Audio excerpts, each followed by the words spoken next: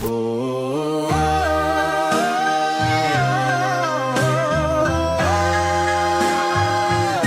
I see them lined up, dollar signs in their eyes. They're feeling bullish, but I smell the lies. They're double down and begging fate for a break. I'm cutting my losses before there's Escalade. They're playing slots while I'm running the floor. The leverage and debt, I'm stacking up more. They hold their breath, I hold conviction. They're dreaming big, I trade with precision. They scream diamond hands, but it's paper thin. Every bounce back's just another dead end. They follow the herd, I lead the decay. They're buying my bags while I walk away. No one does it better, no one comes close. They're drowning in red while I overdose. I'm taking the spread, they're chasing the top. They're back holding stocks that already dropped. No parachutes when you're late to the trade. I'm building my throne while they dig their own graves. I time the peaks, I call the lows. I'm the best fucking trader this side of the Mississippi, you already know.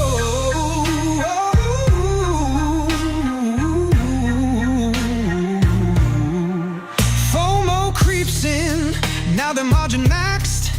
Their brokers smile while they sign the contracts. They're dreaming of riches, I'm stacking receipts.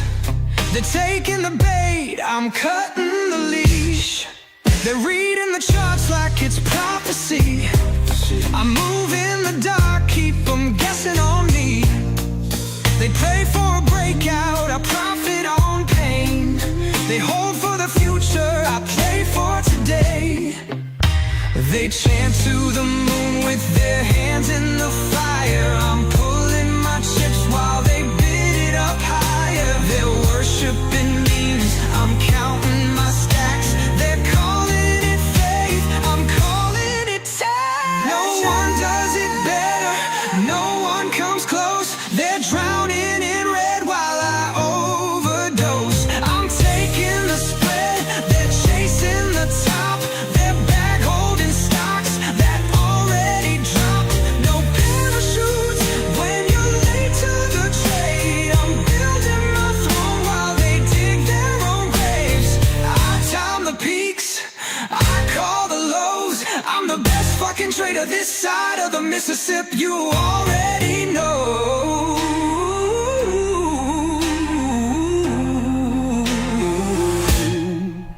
You want the throne, then bleed for the seat. Don't bet against me, don't bet against me. They swear they're wolves, but they follow like sheep. They hold till it's worthless, I sell while they sleep. No one does it better, no one comes close. They're drowning in red while I overdose. I'm taking the spread, they're chasing the top. They're back holding stocks that already dropped. No parachute when you're late to the trade. I'm building my throne while they dig their own graves. I time the peaks, I call the lows. I'm the best fucking trader this side of the Mississippi, you already know.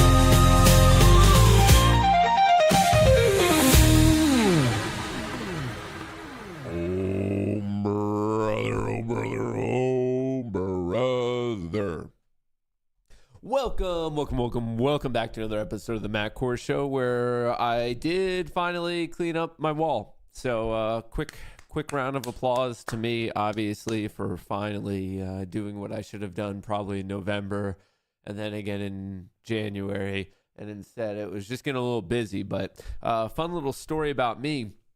I started with that, and then I just couldn't stop. So I was like, oh, you guys can't see it, but I have a whole closet of extra clothes and costumes and old stream gear. I cleaned that out. Then I went to my actual clothing closet, cleaned that out. Dude, I threw out so much stuff. I don't know why, but like it absolutely flooded my brain with dopamine. I think I threw out like 6, 7, 8 bags of old trash and clothes that I donated, this, that, the other thing. But what I did notice, dude, check this out.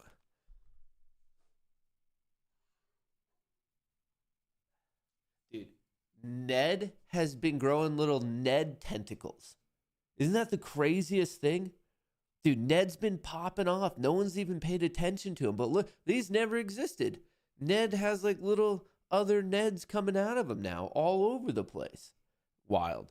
Absolutely wild. So Ned's crushing it. That whole time, Ned's just been absolutely crushing it in the background. So that was an interesting thing that happened to me over the weekend. And obviously, very, very excited about the Super Bowl. Not only did the Eagles win, but they dominated. If you're in here as a Chiefs fan, hey, I guess Lady Luck caught up to you. You didn't get the three-peat.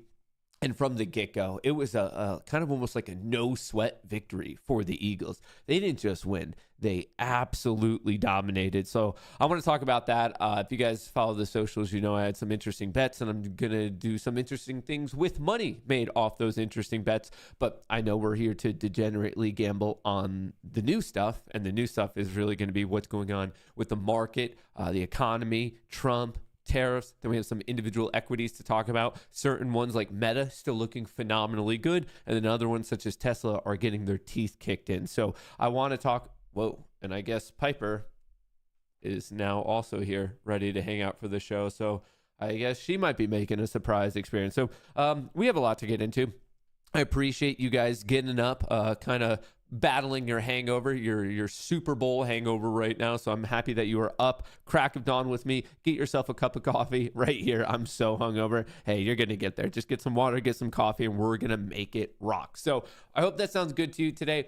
We do have some specialty things going on. Obviously, shout out to Public for being today's stream partner.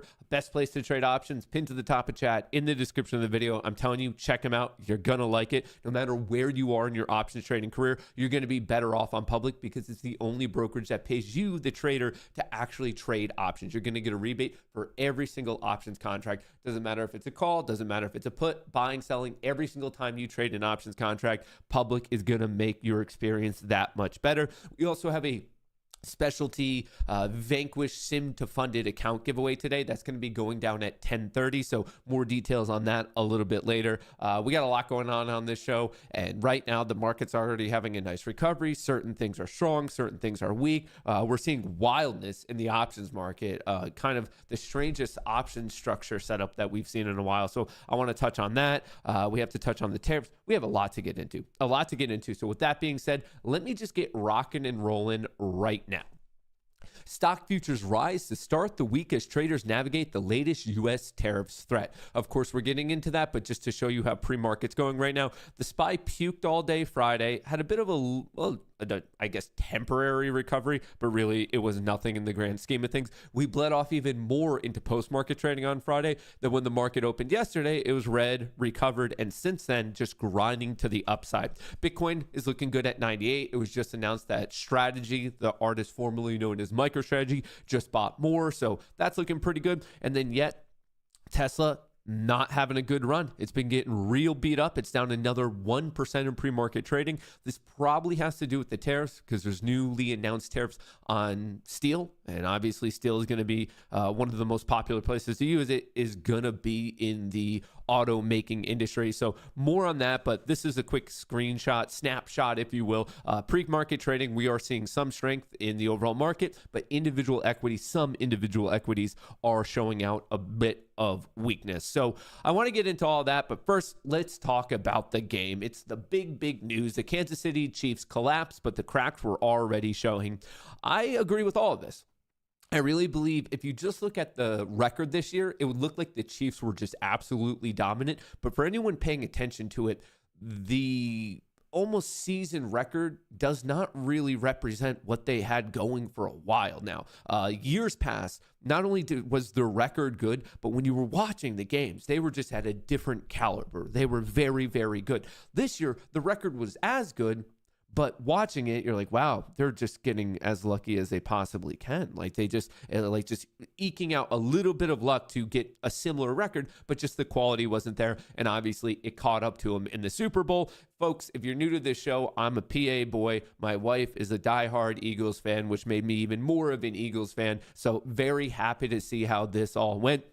I maybe had an extra high noon or two, and I decided right before the game to throw $5,000 down, money line straight up, and it paid out nicely. I ended up winning $9.9 thousand, so a net gain of $4.9 thousand. And what I did, probably as I'm about to show you, the smartest trade of my year so far, I literally took all the money out. I took all $9.9 thousand from my sports betting account and bought a ticket to Mexico. So I'm now going to be going to Mexico this weekend. It just all happened that quickly. I was crushing some pizza, crushing some high noons. Felt it in my gut that Saquon Barkley and the Eagles were going to show up and win. So crushed it. Wasn't really worried about the bet at all because they just were always ahead. Like it honestly was one of the easiest bets of my career. Took all the money out, bought the ticket to Mexico, bought the hotel in Mexico, and now I'm going to Mexico this weekend. So that I guess that's one way to do it. Sportsbooks, after offering Saquon Barkley anytime TD.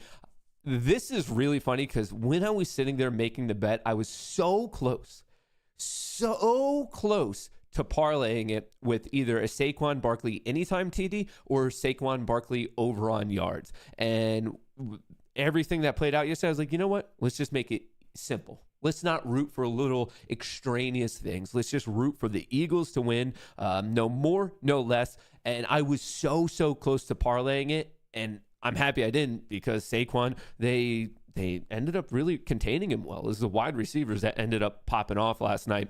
Other things that happened during the Super Bowl, it already is getting memed. At one point, they showed Trump on the Jumbotron and everyone applauded, lost their mind. It was during the national anthem that I think they first really showed him. And then also they were at one point showing Taylor Swift. And for whatever reason, they just started booing, like the crowd in general started booing. And right away it got memed because it looked exactly like this. And we're not the only one checking memes. Apparently the president of the United States is as well. The only one that had a tougher night than the Kansas City Chiefs was Taylor Swift. She got booed out of the stadium. MAGA is very unforgiving. So Trump just staying really connected to the current meme culture. Now, if you didn't see the update video yesterday, I don't blame you. I know we were all paying attention to the Super Bowl and bets and eating buff chick dip, but I do want to explain how this might not be good for the Bulls. Could an Eagles Super Bowl victory tank the stock market? And obviously it's a little bit tongue-in-cheek. This is a little bit of, we all know correlation isn't causation, but if you look at the correlation, whenever Philly does well in the MLB or the NFL, it's not so good for the market. So way back when they were the Philadelphia Athletics between 1910 and 1930, whenever they were crushing it as a World Series, we had huge issues in the market. Then when they switch over to being the Phillies in the 1980 and 2008 double dip recession, the 1980s financial crisis, the Great Recession, and then the only next worst year after 2008 was 2018. The stock's worst year since 2008, and that was the Eagles again. So if we are sticking with this particular correlation, that might be problematic. So just want to quickly share there that little correlation we're seeing between the Philadelphia professional teams crushing it and the stock market crushing it. No. It's kind of inverted there. So something to just, I guess, keep in mind for the rest of the trading year. Now, on a more serious note of what's really going to have an impact, not only this week, but this month, and probably for the rest of the year, is the whole tariff narrative. Trump plans to impose 25% tariffs on steel and aluminum imports. This is going to be good for steel and aluminum companies and not so good for all the companies that need to use steel and aluminum. And we're already seeing that in the individual equities in pre-market trading. But this was a little bit of an interview that Trump was giving on the airplane. Let me make sure the volume's on. Speaking about this whole situation. We'll also be announcing steel tariffs on Monday. So today they're going to go down. Monday, yeah, tomorrow. What countries will those go on? Everybody. Steel. Including Canada and Mexico? Yeah. That exempt? Any steel coming into the United States is going to have a 25% tariff. What about aluminum, sir? Aluminum too. 10%? 10, no, 25%. Steel, aluminum, 25%. Doesn't matter who it's coming And from. on steel, sir, are you ruling out then Nippon Steel having a 51% stake or higher? They won't have a majority stake? Nobody can have a majority stake for U.S. Steel. They can for other companies, but not for U.S. Steel. I think you agree with that, Dr. Right? U.S. Steel was one of our great companies, and through a lot of stupidity and bad government and also bad management of the company, it lost that luster. But it's going to gain it back, and tariffs are going to help. Tariffs are going to make it very successful again. So this is going to be the news of today. Pay attention to the tariff news. And also at 1 p.m. Eastern, halfway through the trading day, it was just announced that Trump will be signing a bunch of executive orders. So you never know what's going to be signed, what he's going to say, what questions are going to be asked, and how he's going to respond. So if you are actively trading, especially if you have a 0DT position or if you're scalp trading or anything like that, at 1 p.m. Eastern today, with 3 hours of market time left, at 1 p.m. Eastern, Trump is going to be signing executive orders. Please pay attention to that. Now, during this, I guess, mid-flight interview, there was a bit of a, I don't know, I thought it was funny, a reporter from HuffPost. This isn't directly related to the tariffs, but it relates to this particular interview. The Vice President suggested that if the Supreme Court rules in a way that you don't like, they can just enforce it by themselves. Do you agree with that? I don't know even what you're talking about. Neither do you. Who are you with? HuffPost. Oh, no wonder. I thought they died. Are they still around? I haven't read them in years. I thought they died. All right, go ahead. Dude, guys always slinging it to the reporter's face, and no wonder I thought they died. So anyway, coming back to the major thing of tariffs. Trump to impose 25% tariffs on steel and aluminum. Here are the likely winners and losers. It doesn't take a rocket surgeon to understand what's going to benefit from this and what's not. Obviously, you could look at direct steel ones, such as X. This is actually going to be U.S. Steel Corporation, currently up 4% in pre-market trading. So, and see how it started to go haywire on Friday. That's when we first kind of got a whiff of this whole new steel/aluminum tariff. So went crazy on Friday, recovering right now. And then you have certain ones like automakers, Tesla not looking so good, Ford not looking so good. So just a couple things to keep in mind. Please, once again, it's this important, so I'm going to reiterate it. This is going to be going down today, and we know Trump, not only is he going to be signing executive orders, but more likely than not, he's going to be giving some sort of just public commentary on the situation at 1 p.m. today. Could be coming additionally before, also after. I'm not saying that's the only time he's talking today, but it's one time that you got to pay attention to. China to impose up to 15% tariffs on U.S. energy and vehicles on Monday. So right away, we're getting a response from China as we did before. This is just getting into that retaliatory phase where everyone's just kind of one-upping the other. And with that being said, as much as everyone's like, okay, tariffs, you tariff me, I tariff you. You tariff me, I tariff you. With that being said, the SPY and the Qs are looking strong in pre-market. Is that going to hold? I'm a little bit dubious, and I'll be sharing why in a second. But it is crazy to me that pre-market trading right now is so strong when the U.S. and China, we are kind of in those initial steps of a legit tariff trade war. But we're going to see how it plays out throughout the day.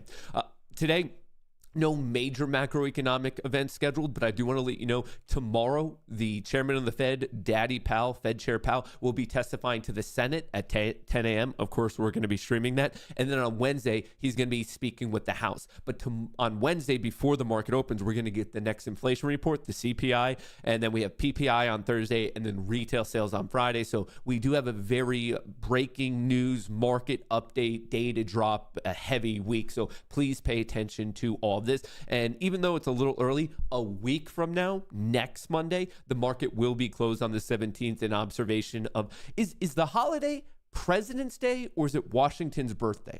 Does anyone know the official name of the holiday? That's a week from today.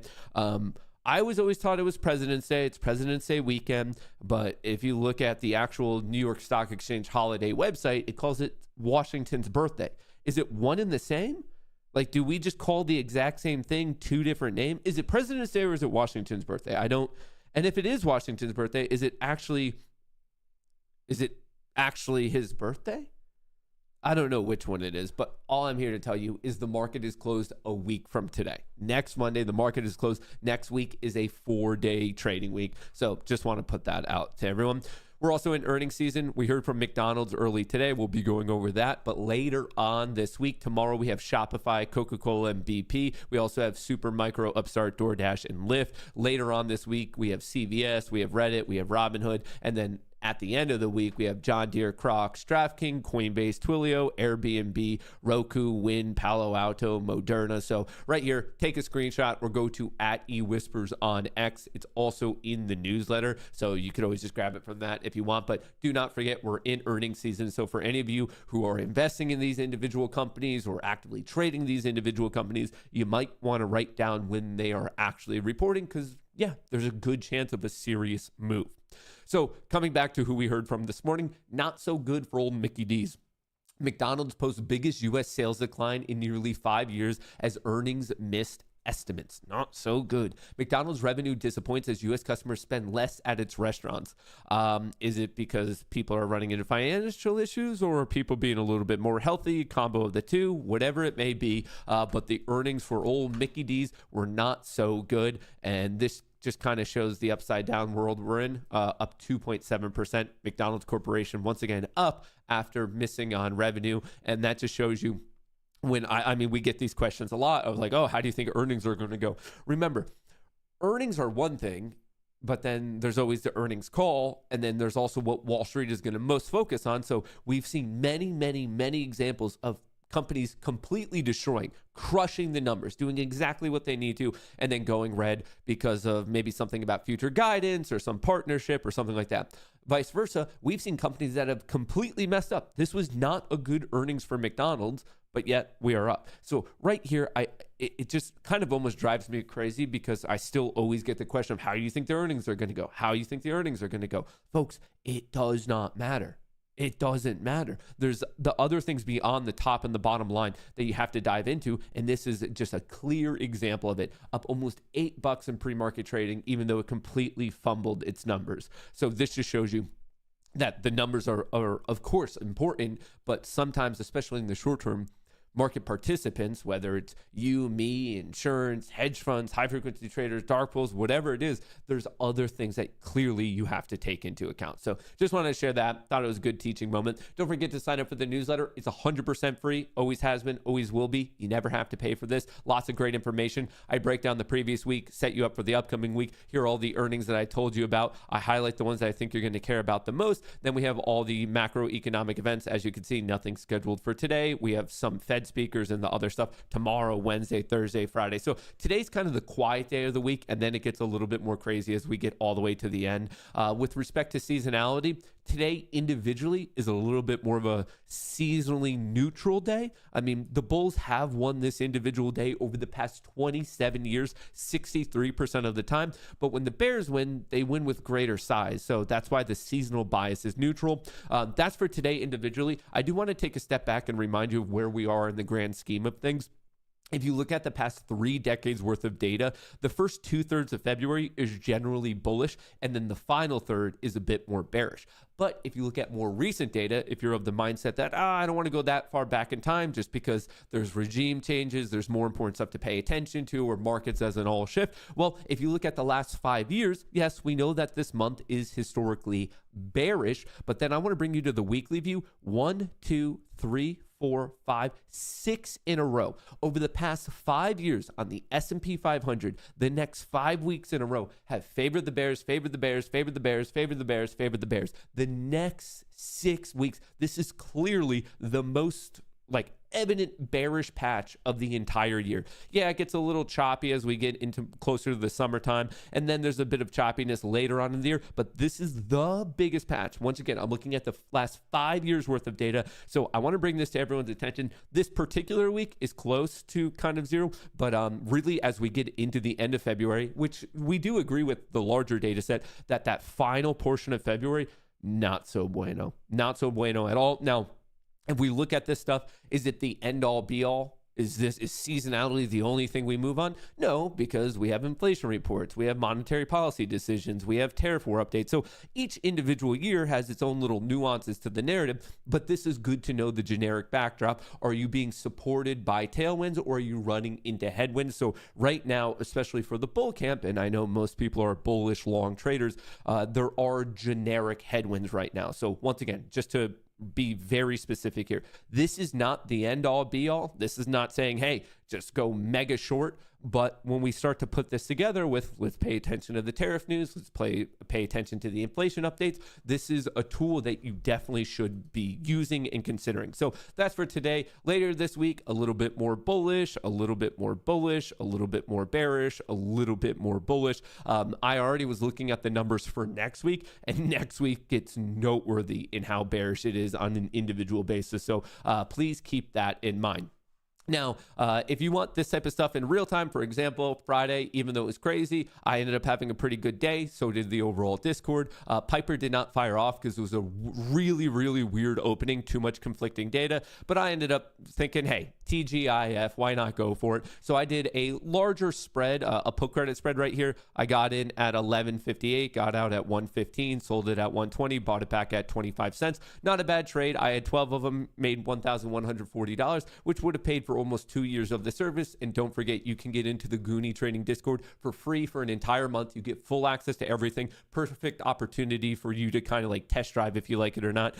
Just don't forget to use that promo code Goonie. That's how you get the free month. All right, coming back to the market, how much time do we have? We have 8 minutes. So this is the time where I need to kind of set you up for the craziness that we currently see going on. So this is obviously, let me switch this over to the 1 minute. We'll come back to the 5 minute. Right here's the S&P 500 in pre-market trading. That's where the expected value is kind of at. So if I zoom back out, we're seeing really, really weird option structure right now. Super strange option structure. So yes, there's a giant call credit spread all the way up here at 6,130, which is like far, far above where we are. So I don't really know if that's going to come into play today. We do have a key level here at 6,035. But my point is why I think this is so weird and why I'm like spending more time on this today is we don't see much structure that close to the top side or to the bottom side. As in, if we get moving, we can really get moving. So I was looking at this and I thought it was almost like why it jumps out to me. It's the biggest like lack of option structure we've seen in a minute. And let me switch over to this so I could show you the other crazy things. We are currently in a negative gamma environment. This is a negative gamma environment close around where we are. Some people are long calls. Up here, it's more of long puts. And then if you look at the all expiration, yes, it's actually quite a bit of negative gamma, not just looking at the 0 DTE, but this whole structure, this actually means that participants are long puts.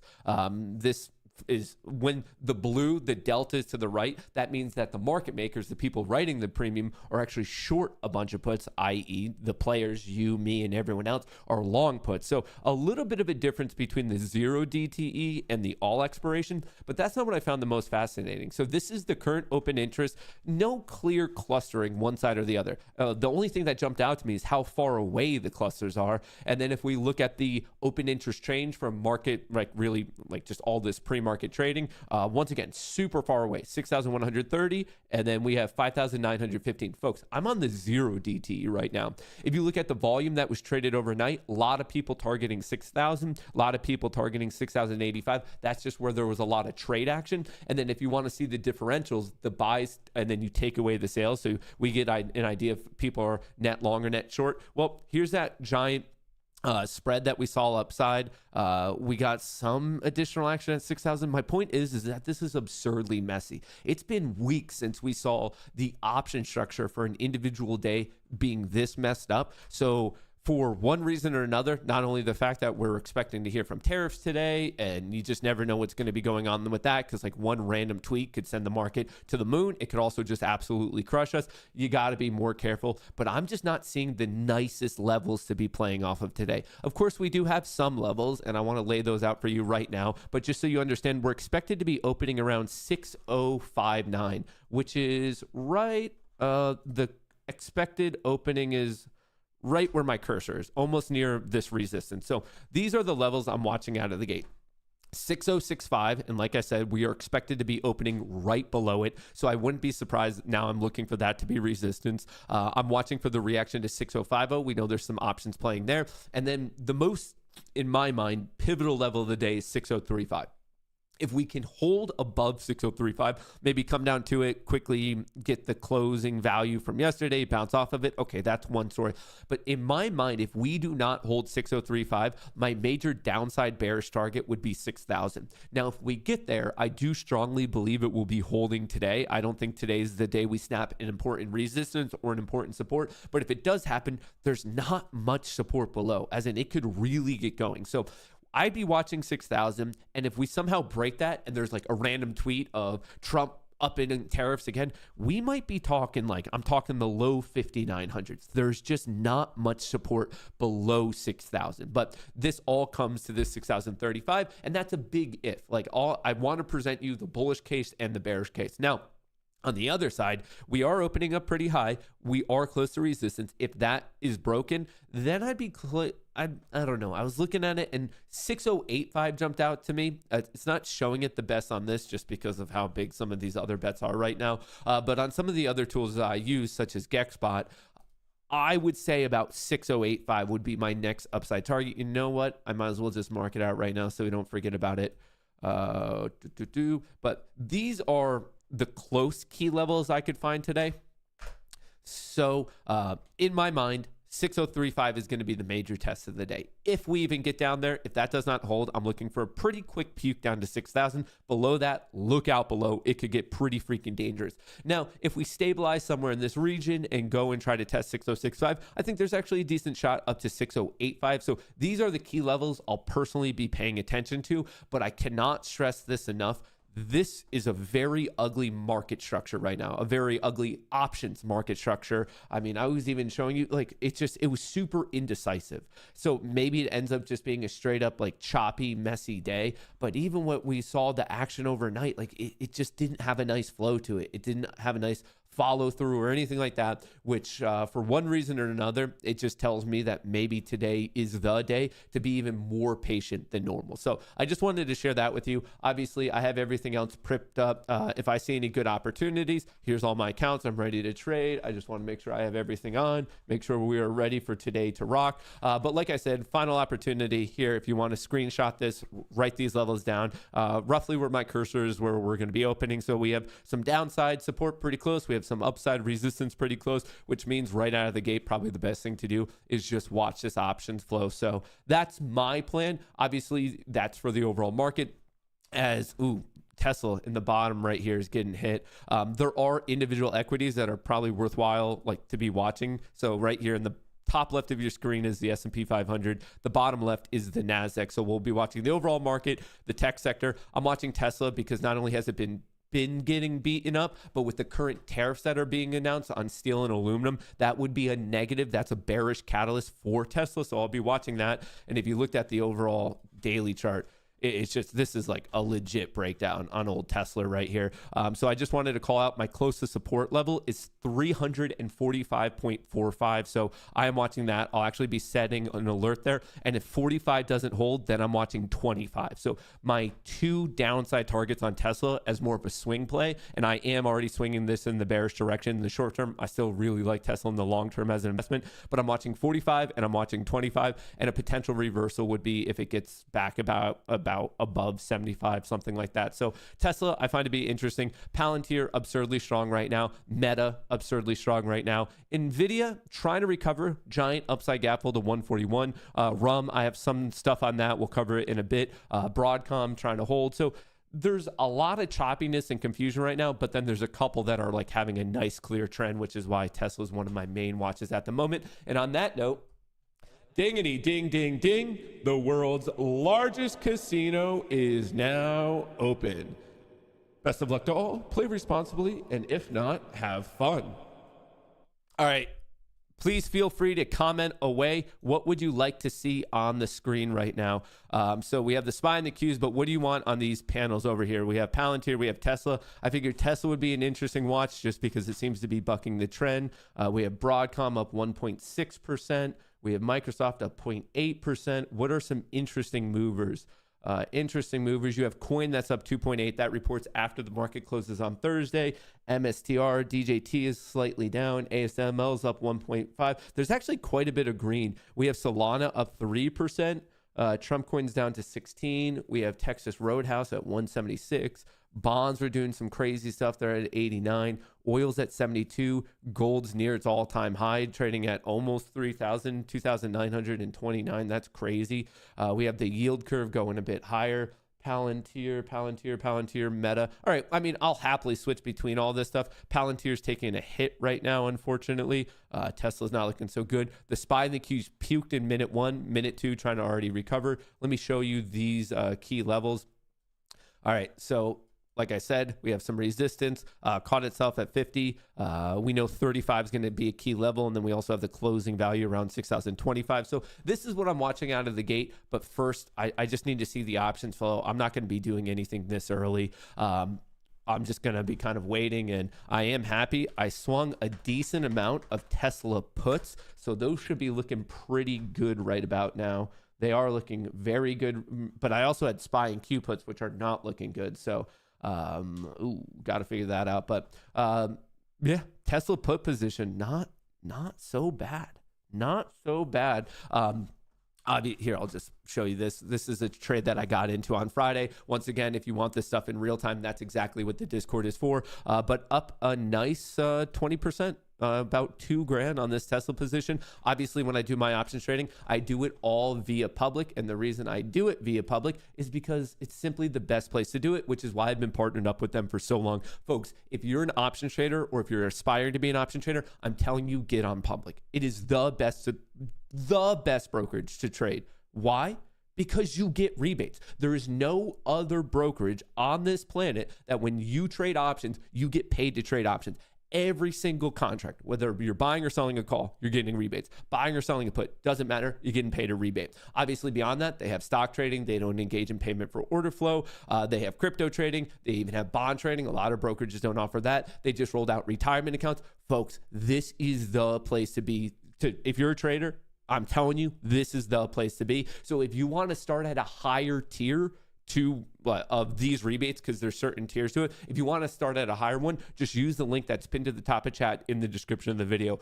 So use that link. There's no commission fees. There's no per contract fees. You're starting at a higher tier. You're going to earn a rebate for every single time you trade a contract. So if you buy a call, you crush it, and then you sell it, you're getting paid double rebates on top of those profits that you have. Obviously, the same would be true also for puts. If you're more of so trading like iron condors, well, then you're getting even more rebate because now you're trading 4 contracts at once, and then you have to trade those 4 contracts again when you close them out. It is absolutely phenomenal. The things that they have coming down the pipeline are going to make you so freaking ecstatic. So this is it. If you don't have an account right now, you're going to be missing out because they're doing not only a great relationship with you, the trader, but on top of it, the things that they have coming down the pipeline, you're going to be very, very excited about. So check it out. Pinned to the top of chat in the description of the video. Shout out to Public.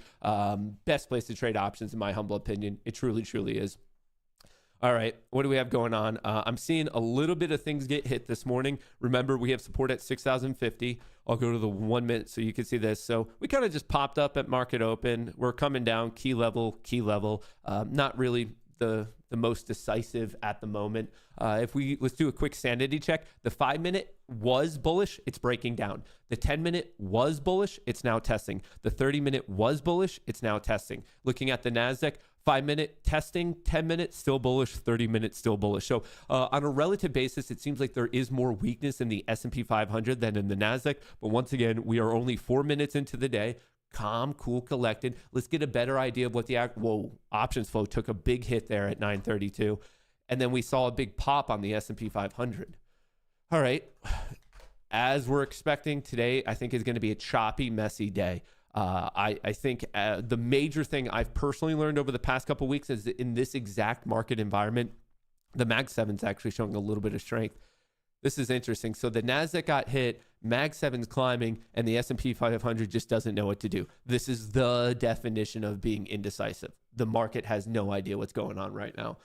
So the major lesson I've learned over the past 2 weeks is this is the environment that you have to have stops, because you never know when a random update, especially related to the overall market, i.e. tariffs, is going to come out and cause the market to go haywire in one direction or the other. You have to protect yourself. And I'm saying more than just your mental stop, because on these announcements, we're seeing a multi-dollar move in the SPY, in the Qs. So you don't want to be like, oh, like I was not paying attention for 10 seconds and come back and you're like way, way beyond your risk tolerance. This is the environment to really, really be protecting your downside. So not only with that, maybe play it a little bit smaller, because we are seeing so much movement that if you're on the right side of it, you're going to be making that money anyway. You don't have to oversize it and make that hero call. That's just not necessary.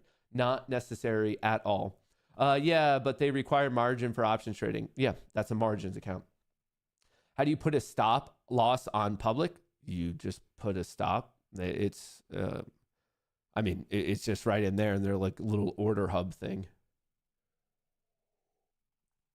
Huge volatility swings, without a doubt. Speaking of volatility, how's the VIX looking? The VIX has been climbing. Here's the 30-minute look on the VIX.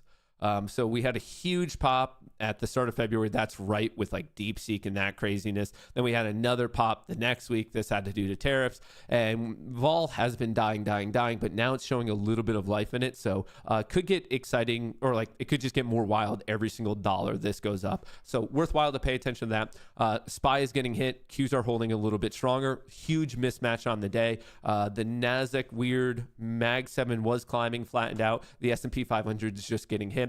5-minute and 10-minute. We have about 2 minutes and 43 seconds, but this might be an official breakdown on the 10-minute. It actually might even be an official breakdown on the 30-minute. So paying attention to that.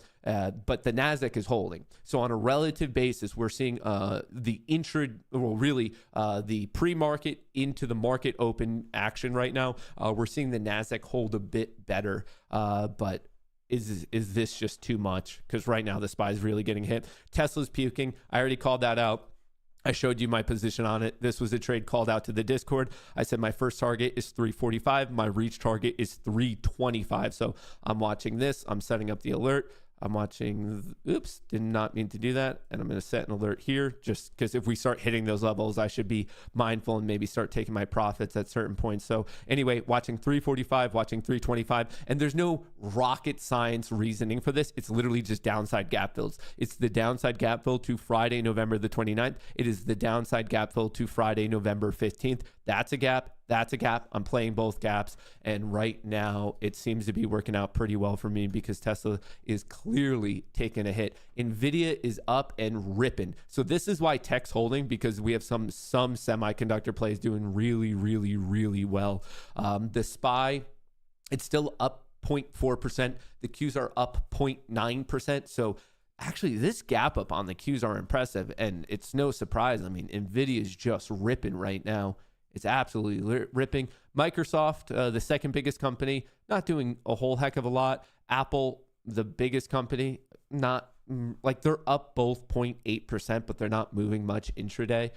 Coins up 1%, had a nice pop, actually giving quite a bit back right now. RUM is down by 9 cents, so not really much going on there. NVIDIA is a nice climb. Palantir took a hit, pop, not really that exciting. I would say right now, the ones getting the most action are actually NVIDIA to the upside and Tesla to the downside. But we could actually see where the most is at. Tesla, NVIDIA, SPX, SPY, Qs, Palantir, NDX, Meta, MSCR, SMCR. Those are your top 10 being traded on the options market right now. So the top 3 are Tesla, NVIDIA, and SPX. So these are the most active traded right here, this like kind of inverted L. The overall market, NVIDIA and Tesla. Obviously, people are very excited on NVIDIA to the point that we got to check this out now. Oh, wow. NVIDIA is just ripping.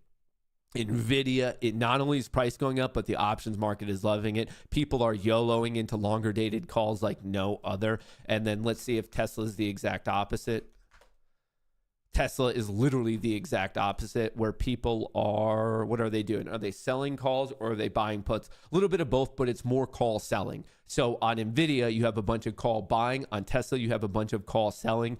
So they're literally the tale of two stories, which is why maybe the NASDAQ looks so messy right now. Just it can't make up its mind. You have one popular tech play that's going really well. You have another one that's going really poorly.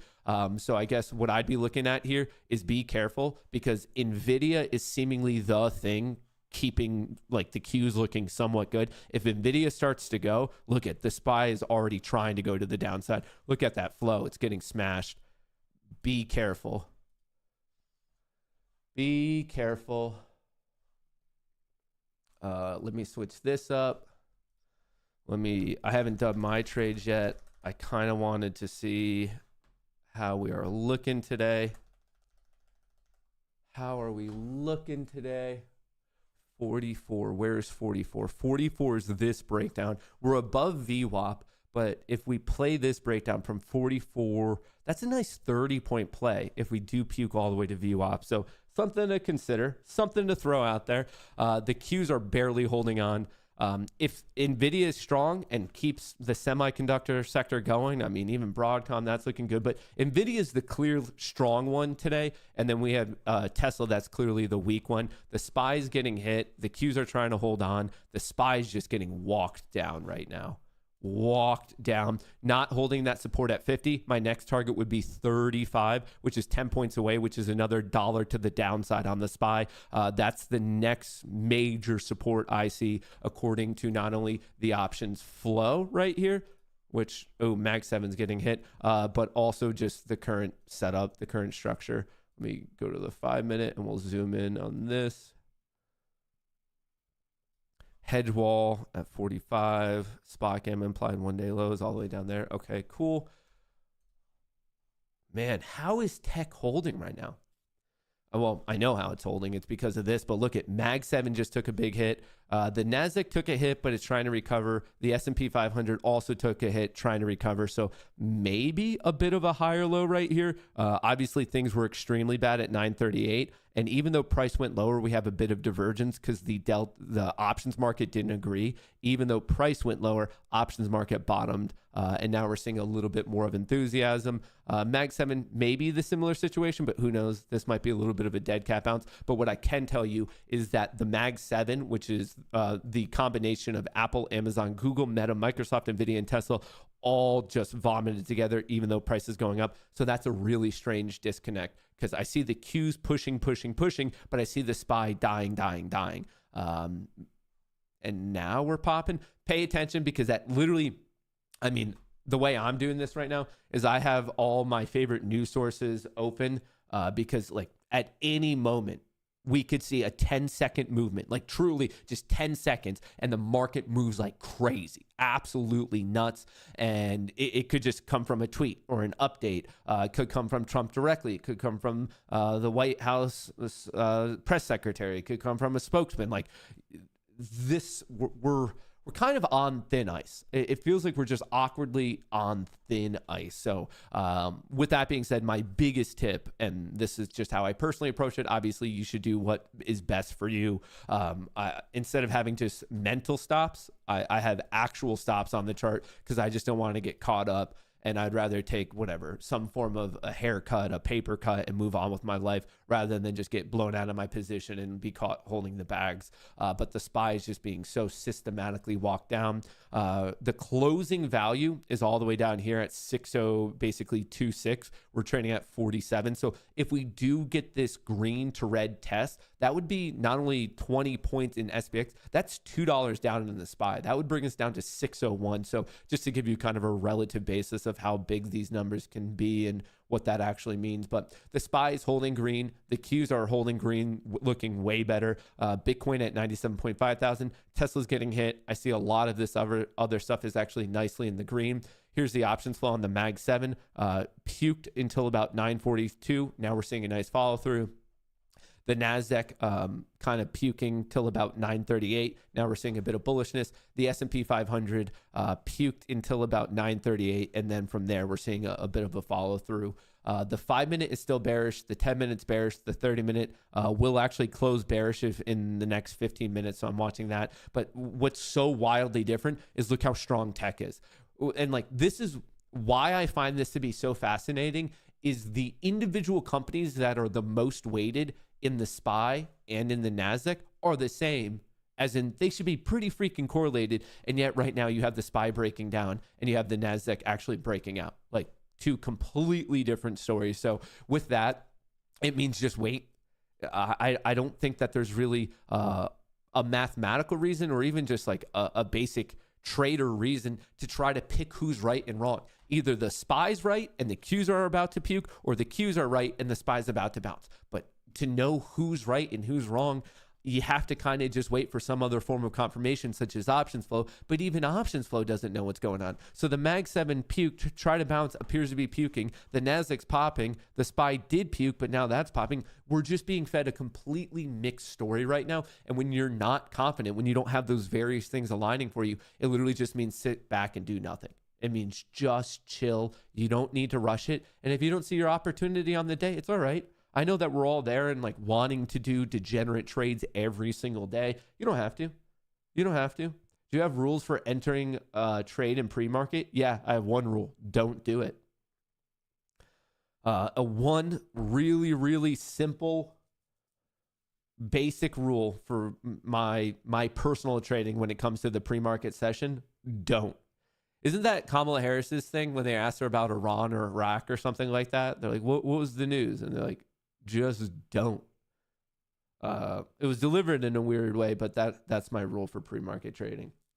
Don't.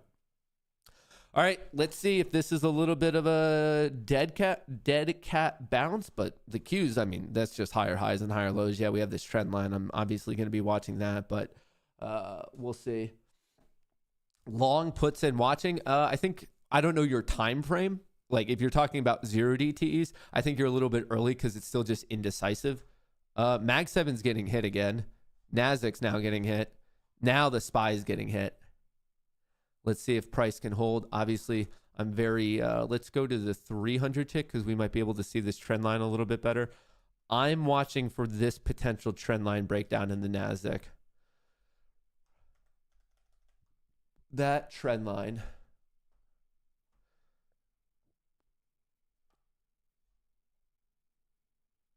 And is it really happening right now before my eyes?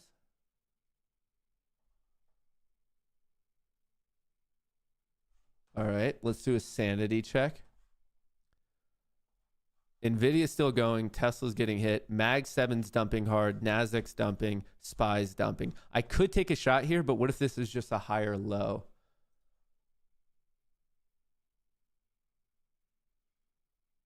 All right, I'll take a shot because I don't have to risk that much. My risk Order is submitted. super well defined. Easy. I'm not loving this trade. I'm definitely not I should risk something more like 18. So I'm only taking on minimal risk. What am I in at? I'm in at 81. I don't know. Here, we'll just move it right to 30. Not in love. I still feel like it's a decent setup. I'm more so playing it just because of how aggressively I saw the Mag 7 vomiting. And of course, I get into the trade and the first thing it does is like potentially bottom. So I might have to, do I just want to move my stop down? I'm taking a stab at it because of how weak this is.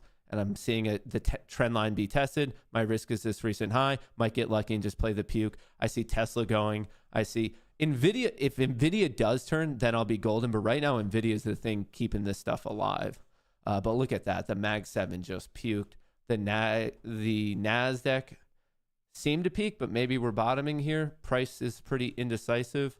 The SPY, pretty indecisive. I just want to make sure I'm not being silly about my actual risk, but I'm basically just playing this trend line breakdown and the reason I'm playing that direction is because of how bad the options just got hit, to clarify. Like that's my thought process. I have a very close risk. I'm not taking on that much risk. I don't want to do anything crazy on a Monday. And if this hits, I'll make about $1,000 on 25 different accounts, and that's a 25K day. And I don't need to do anything more crazy than that. I'm more than happy with who wouldn't be happy with a 25K day? So what are we at? 81. By the time this goes to like 50, 45, I'm going to be moving my stop aggressively to break even. I mean, I could just move it now, and no matter what, just play a lottery ticket. But we're going to see, just because it is only 9:50 and crazy stuff happens. I would like to be out before 10 because sometimes, oh, look at the Mag 7's getting hit, or the Nasdaq's getting hit right now. Mag 7's getting hit. And actually the SPY is holding on a bit better, but the Nasdaq just puked right there. I'm just looking for the opportunity to move this stop to break even as quickly as I can, to just take all risk off the table. I want all risk off the table. I'm going to move this down a little bit. Just a little bit. Come on. Just one. If we could get this push of 750, I just want to, my job is to just keep removing risk, removing risk, removing risk. That is my job. That's what my accounts pay me to do. Oh, we're going to have to see. Come on. Let's go to the 100 tick and see what's going on here. Let's go to the 100 tick. All right, so right now I am short at 781.5 on, as you can see here, 25 different accounts. There's my 20 Apex accounts. There's my 5 take profit accounts. Can I do it now?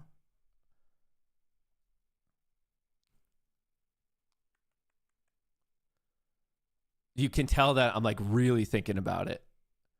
Come on, just push it a little bit so I can put in my stop. And then I have a free play. I'm always here trying to get the free plays. Always trying to get those free lotto plays. Oh, it almost broke 50. Oops. It almost broke 50. I was just kind of looking for that. How big is this bounce up going to be? All right, I don't need this trend line anymore. I could watch this trend line and use that. Here we go. Just one more little push and I can move it and take no risk whatsoever. These are my favorite plays, just aggressively moving my stop to break even. And then from there, it's a lottery ticket. I just need a little bit more. While I'm waiting for that little bit more, options flow, Mag 7 low, but potentially bottoming. Nasdaq got hit pretty hard. SPY is looking pretty bad. So I'm feeling confident. I mean, the SPY is literally at its intraday low on this Delta reading. Where are we at over here? We're right at that support. So I might get screwed if it quickly recaptures 50, but on the other side, if we break the intraday low, there might be a nice puke all the way down to 35. So this is what I'm watching. Key level. We'll see. Is it going to break that trend line? SPY doesn't know what it wants to do. The Q's took. Oops. This is recovering against me, not in a way that I like. Not the biggest fan of that right now. That's a strong bounce. 95. I could move. I'm in at 81. I could move my risk down to only 15 points. Come on, let's get rejected and puke again. Come on, let me take my risk off the table. Come on. What's going on? We saw a little bit of life here in the options flow. See, yeah, right. This popped. The Mag 7 popped. Nasdaq also popped. But the SPY is still looking pretty bad. I might have to give this one a little bit more room to breathe because this, I mean, it's just getting slaughtered since 946, which is interesting because the price isn't really showing that. The Delta has just been down, down, down, and yet the price has been holding somewhat steady. Mag 7 might be kind of arcing over right here. Nasdaq, similar situation. I think I just need patience, but hey, maybe I'm right, maybe I'm wrong. Nvidia's flat. Actually, Tesla is bouncing pretty hard off 51 to 55. What are you doing, Mag 7? Nasdaq, a little bit of a bullish sign right there. A little bit of a bullish pop there on the Nasdaq. SPY got a pop and then quickly faded. I'm now underwater, basically break even. I'm still holding that. Obviously, I have my risk, and I just didn't see, like I said, I wanted that snap of 50 to move to break even, just never got it. So I'm just doing my best to stick exactly to my plan, my system that I back tested. I know the odds of it. If I'm breaking the rules, I don't mind breaking the rules in terms of being more aggressive with my stop, but it's very problematic if I'm breaking my rules in terms of profit. Like if the rules I break are more of like, oh, wow, you moved your stop to break even earlier than expected. Okay, whatever. Like you're going to live. It might mess up some of the long-term math if you continually do it over and over and over again. But every so often, especially if you're nervous about like an announcement or something, you're like, you know what? I just want to take risk off the table. I don't mind that. But the reason I held on to this is just because things still looked wonky to me. So this might be a kind of a fake out little recovery. I just want to see the snap of 50. On the snap of 50, I could either move it to right above this recent high at 89 or go right to break even. From a technical perspective, you'd put it in at 89. But from a risk management perspective, obviously you do it at break even. But we're going to see, is this a higher low or are we putting in a lower high? Obviously, hindsight bias is going to be 2020. Way easier to do this game when you already know where everything's going. Mag 7, flat, indecisive. NASDAQ, flat, indecisive. SPY, did puke, a bit of a recovery. But we're not out of the woods. This could easily break either way. Easily break either way. We don't need this trend line anymore. Are we actually going to pop here? Or is this just the lower high and we're going to get smacked and turn this over? Tesla's starting to turn. NVIDIA's going flat. If NVIDIA starts to go down, which the options flow is very, very strong, so I'm not saying that's a likely thing, but NVIDIA is the major thing keeping the Qs up. So if it snaps this 941 low at 132.68, probably not going to be the best situation for the overall market or specifically the NASDAQ. So I'm just going to keep checking this options flow. Strike expiration 221. What are your thoughts? When would you pull the ripcord? For what though? Strike. I don't know what equity you're talking about. You just said the expiration date of 221. Ooh, SPY's catching a bid now. What is it? Is it? Well, people are actually buying calls. It's not puts being monetized. People are actually starting to buy calls right now on SPX. Strike expiration. Strike. Is Strike an actual company? Am I being silly here? No. I don't know what you mean. NVIDIA. NVIDIA. Okay, NVIDIA 221. Do you have calls? Do you have puts? I mean, I can't. How am I expected to answer that? You didn't include. I don't know how to answer it at all. You just said, do I like that expiration date? Yeah, could be fine. I don't know if you're talking calls or puts. Are you talking credit spreads? Are you talking debit spreads? Are you just long premium? Like, I don't know how to answer this whatsoever. They're like, it's just a massive lack of information. Massive lack of information, dude.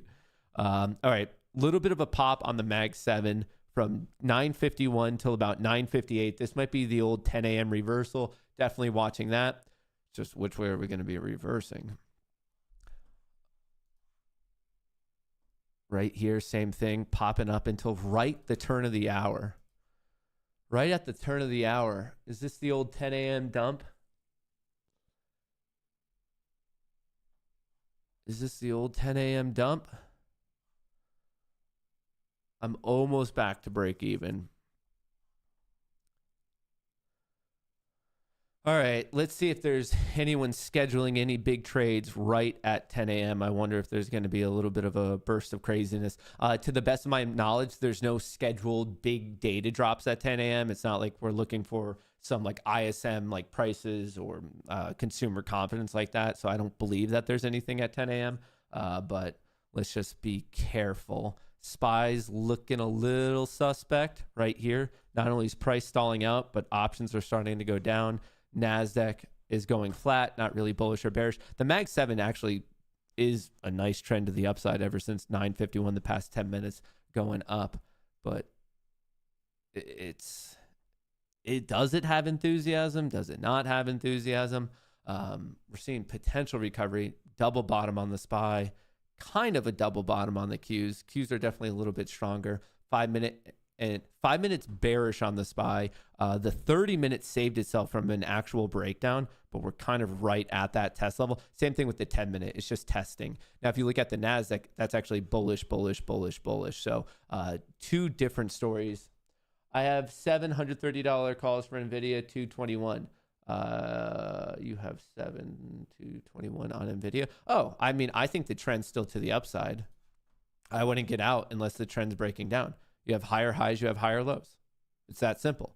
I'm looking at the daily chart, higher highs, higher lows, looking at the 30-minute chart, higher highs, higher lows, looking at the 4-hour, higher highs, higher lows. I don't see a reason to get out. My first thought is I would be a trend following trader. And right now, by any knowledge I have to measure trend, it's bullish. So, even the 15-minute, even the 10-minute, everything seems to be bullish. I wouldn't arbitrarily get out, but maybe you're not a trend following trader. As a trend following trader, I would stay in. But that's me. If you're approaching it with a different mindset, maybe you're more going for a measured target or something like that. That would obviously be a different story. But if I'm swinging options, it's probably because I'm trend following. I'm either doing that or I sold premium that still, I want to be on the same side as premium. Oh shit, I got a cut, I think. Yeah, okay. My stop just got canceled. Hit. All right, first one did not work. $600 loss, completely within my bounds of trading. Not worried. I just took a stab and it just didn't go where I wanted to. And now the 10 a.m. volatility and bots are popping to the upside. Mag 7 picking up. I was trying to play this puke right here because I thought it was pretty vicious. I just didn't expect it to recover as much. But that's trading. Obviously, you don't know the future, which is why you have those stops set.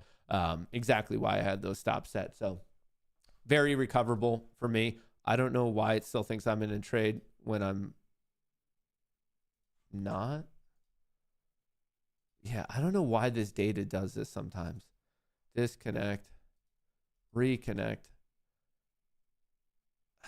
It's just a data issue. Dude, this probably just barely got me out. Knowing my luck, this is just going to vomit right from here. And I was unlucky to the tune of like 5 points. But here, I'm trying to reconnect my data because it is just awkwardly pending right now. Yep, look at that. I got out, only went a little bit higher. And watch this. It's going to puke below 86. And that's going to be my luck. That's going to be my freaking luck. But that's trading. That's trading. Hindsight bias is 2020. We all wish we knew where it was about to go. Coulda, woulda, shoulda. Coulda, woulda, shoulda. Honestly, the amount of times that this happens to me, the amount of times that this happens to me, I should start planning that. Maybe I should create a system that maybe I should create a system that like stalls out. Like as soon as I trade, it just delays it by a couple of minutes and like re-enters it because it would have been fine anyway. We're now at a new trend line to see if this holds, but we got kind of a weird 10 a.m. pop, drop, pop. I'm out, which gives me an opportunity to be a little bit more realistic about what I'm doing. I see NVIDIA here stalling out. Just going to 134, calm now. Tesla did puke, but recovering, bouncing off a 351 all the way back up to 357.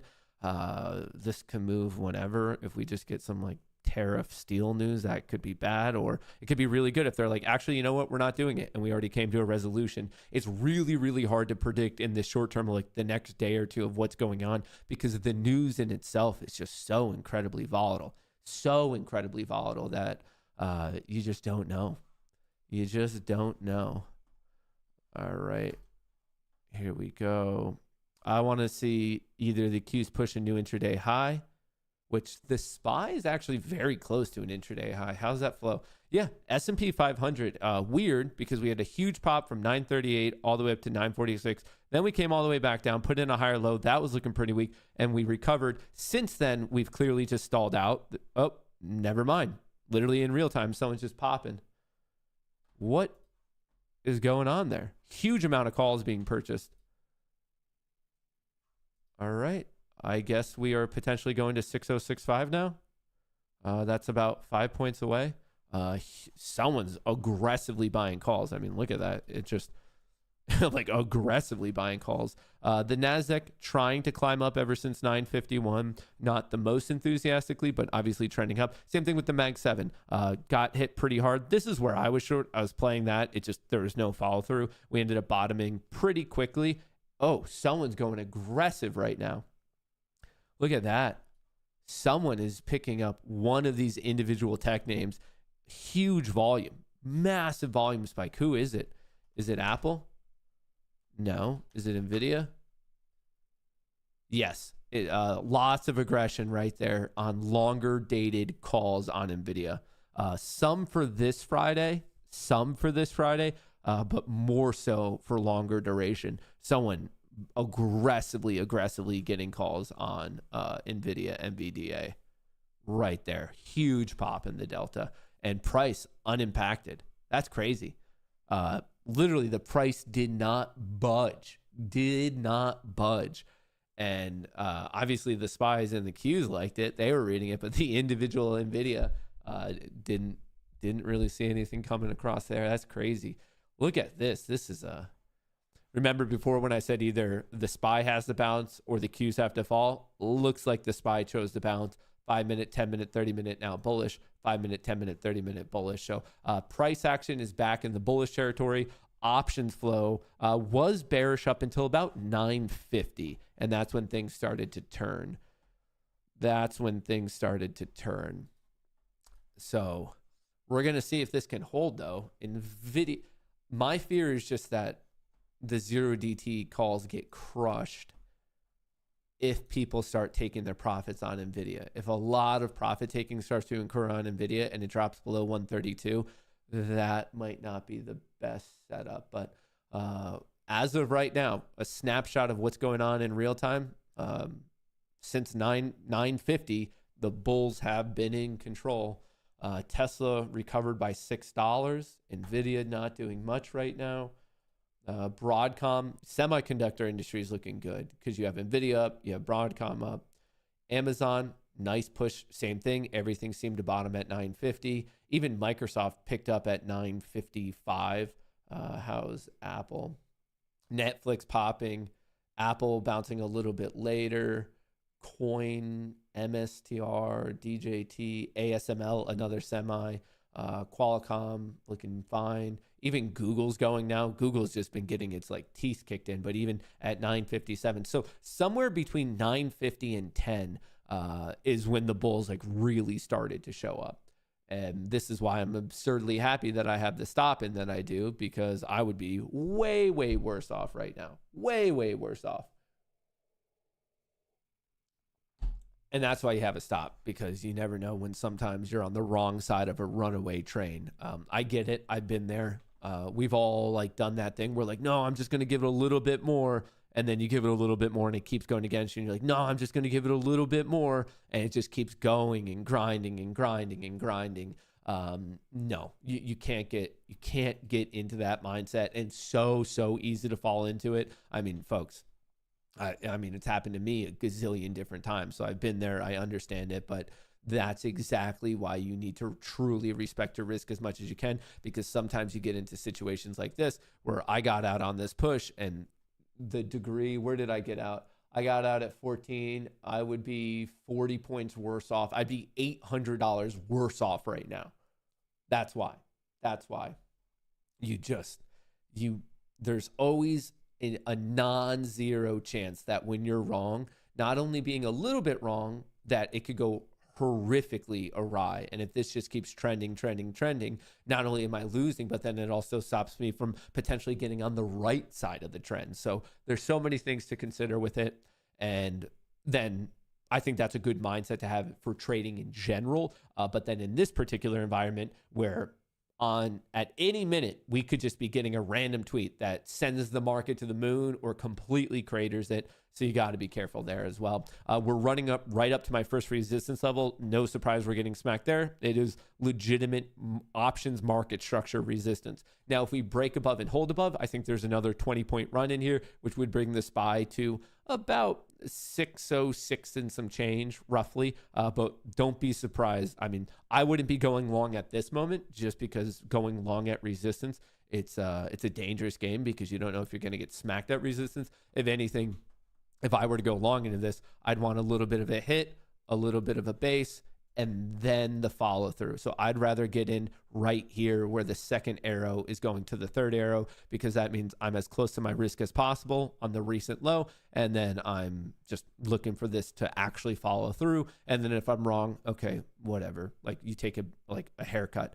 Well, the other situation is if you go long here and if it starts to get hit, let's say you don't even know where it's going yet. You don't know if this is a true rejection. We're coming all the way back down, or it might get lucky and it's a hit and it's a base and then a follow through. So the only optimal thing here, like the optimal play out, is going long at resistance and it doesn't act as resistance at all and it just breaks out, which I think that's just taking on too much risk. By definition, buying on the first attempt to break out, by definition, you're taking on the most risk. So I think that's like not advisable on attempt one of a breakout to go long or attempt one of a breakdown to go short. If you want to play it right at those levels, hey, have at it, but you're going to be increasing your odds of success and decreasing your risk by being patient and waiting for the second or third test. But buying like right here, not only is it the intraday high, but it's at resistance. It might work on this one individual trade, but if that is your methodology in the long run, you're not going to be a profitable trader. Like that's just not a good way to engage in this market time and time and time again. And obviously I'm speaking, oh wow, Tesla's now going. I'm speaking with like kind of like today traders, scalp traders, that type of a thing. If you're on like a larger time frame, the minute to minute, 3 minute to 3 minute, 5 minute to 5 minute, that doesn't matter. If you're like, well, I want to go long now, but I'm looking at a play out in March. Yeah, okay, like have at it. Obviously, we have to be somewhat reasonable about the actual time frame that you plan on being in the trade and then the time frame that you're looking at to decide if you should be getting in or out. So I think that's useful, but I would not be going long right now. And I'm not against going long. I mean, 5 minute, 10 minute, 30 minute bullish, 5 minute, 10 minute, 30 minute bullish. The NASDAQ was strong. It's fading.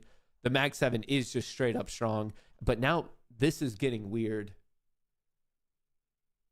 The options market is fading pretty hard. I see that this price is looking strong and this might be just like a little bit of a pullback. But the S&P 500 complex, it's really puking on this.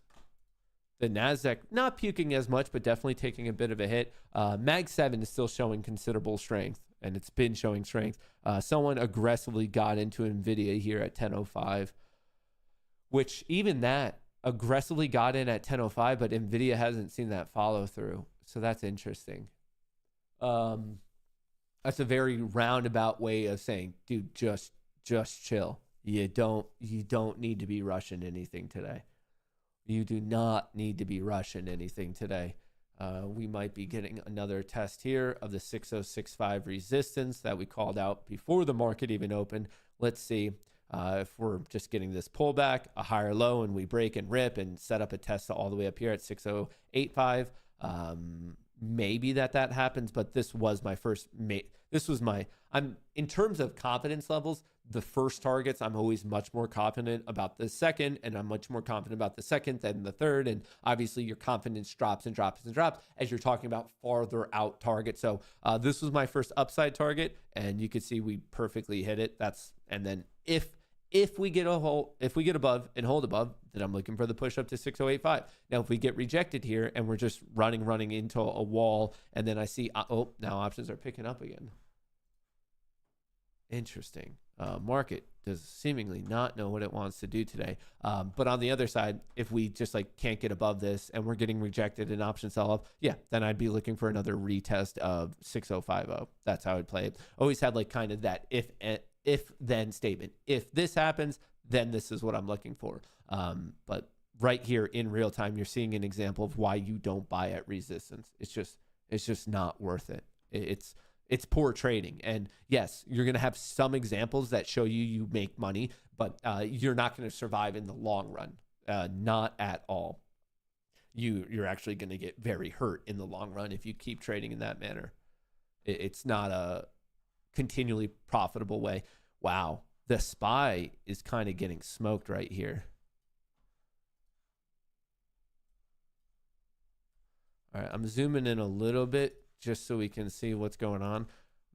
What's holding pretty nicely is the Mag 7. The Nasdaq gave some back, but it's more flat. But it's the SPY that ever since 10:06, that push all the way up to 6065. I think what we're seeing right now is some people monetizing that play.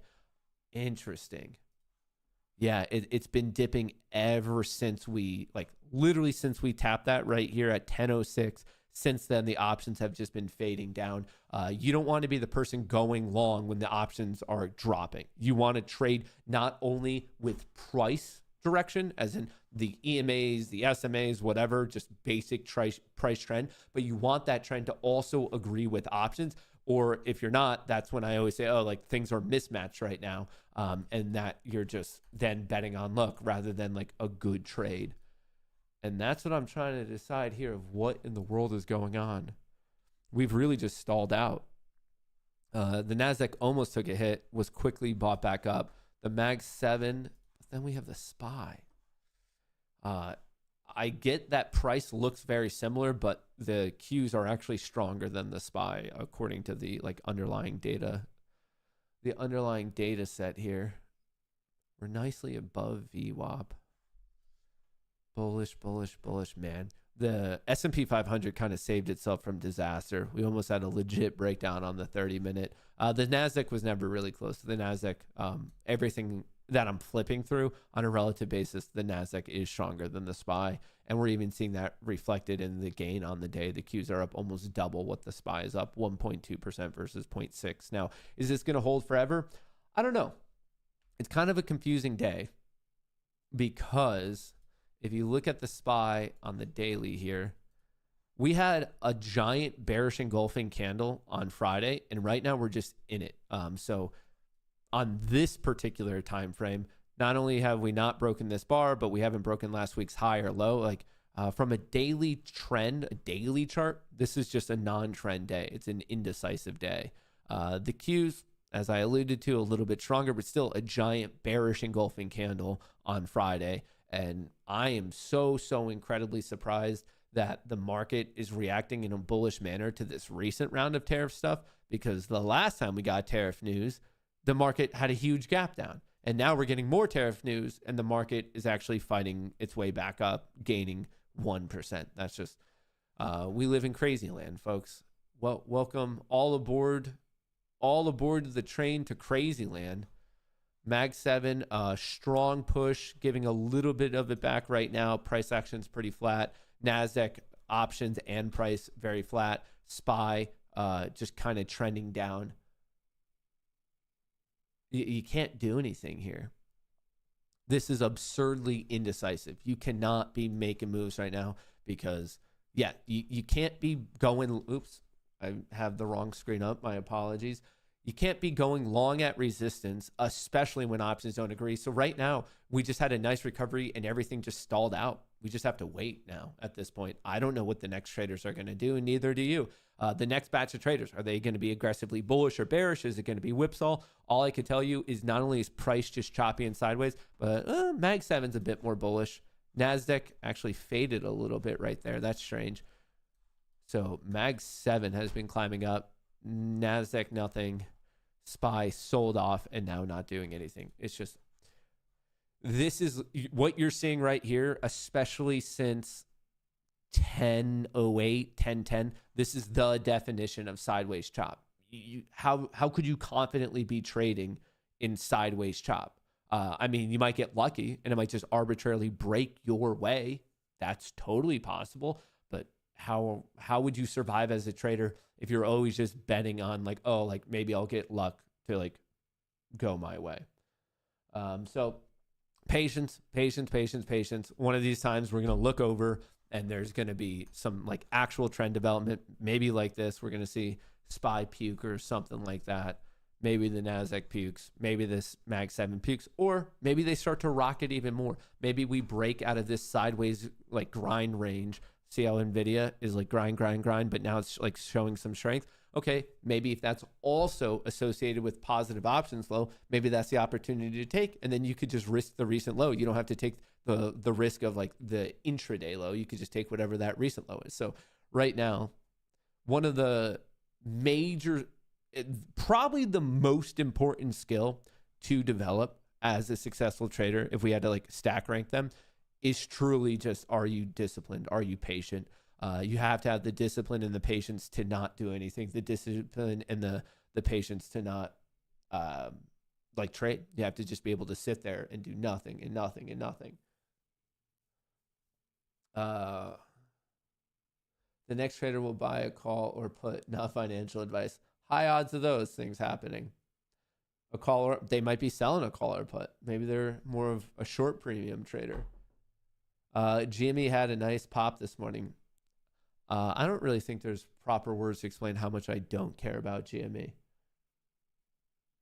Congrats on Eagles winning. Enjoy Mexico. Hey, I appreciate that. I'm actually really stoked, especially because it's super cold here in New York. So to get some sunshine, some fun in the sun, I am very, very excited about it.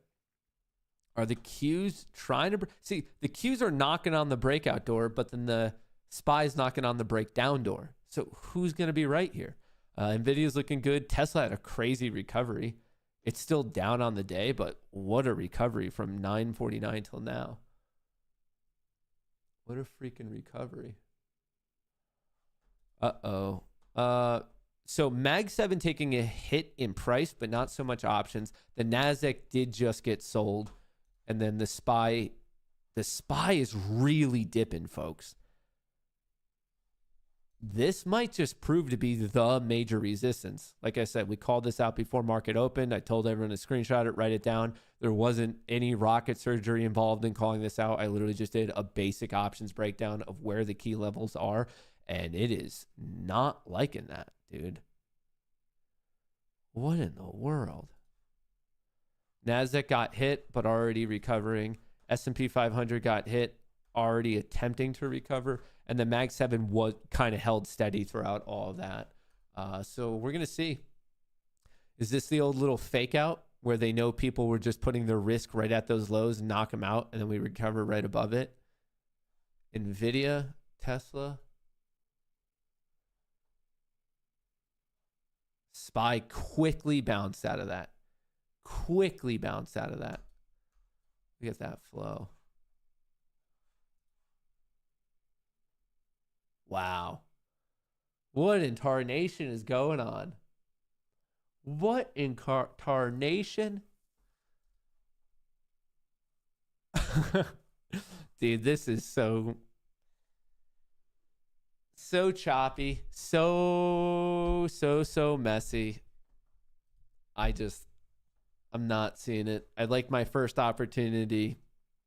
And since then, just such brutal fake outs. Oh, man. All right, let's see these trends to see if that can continue to hold.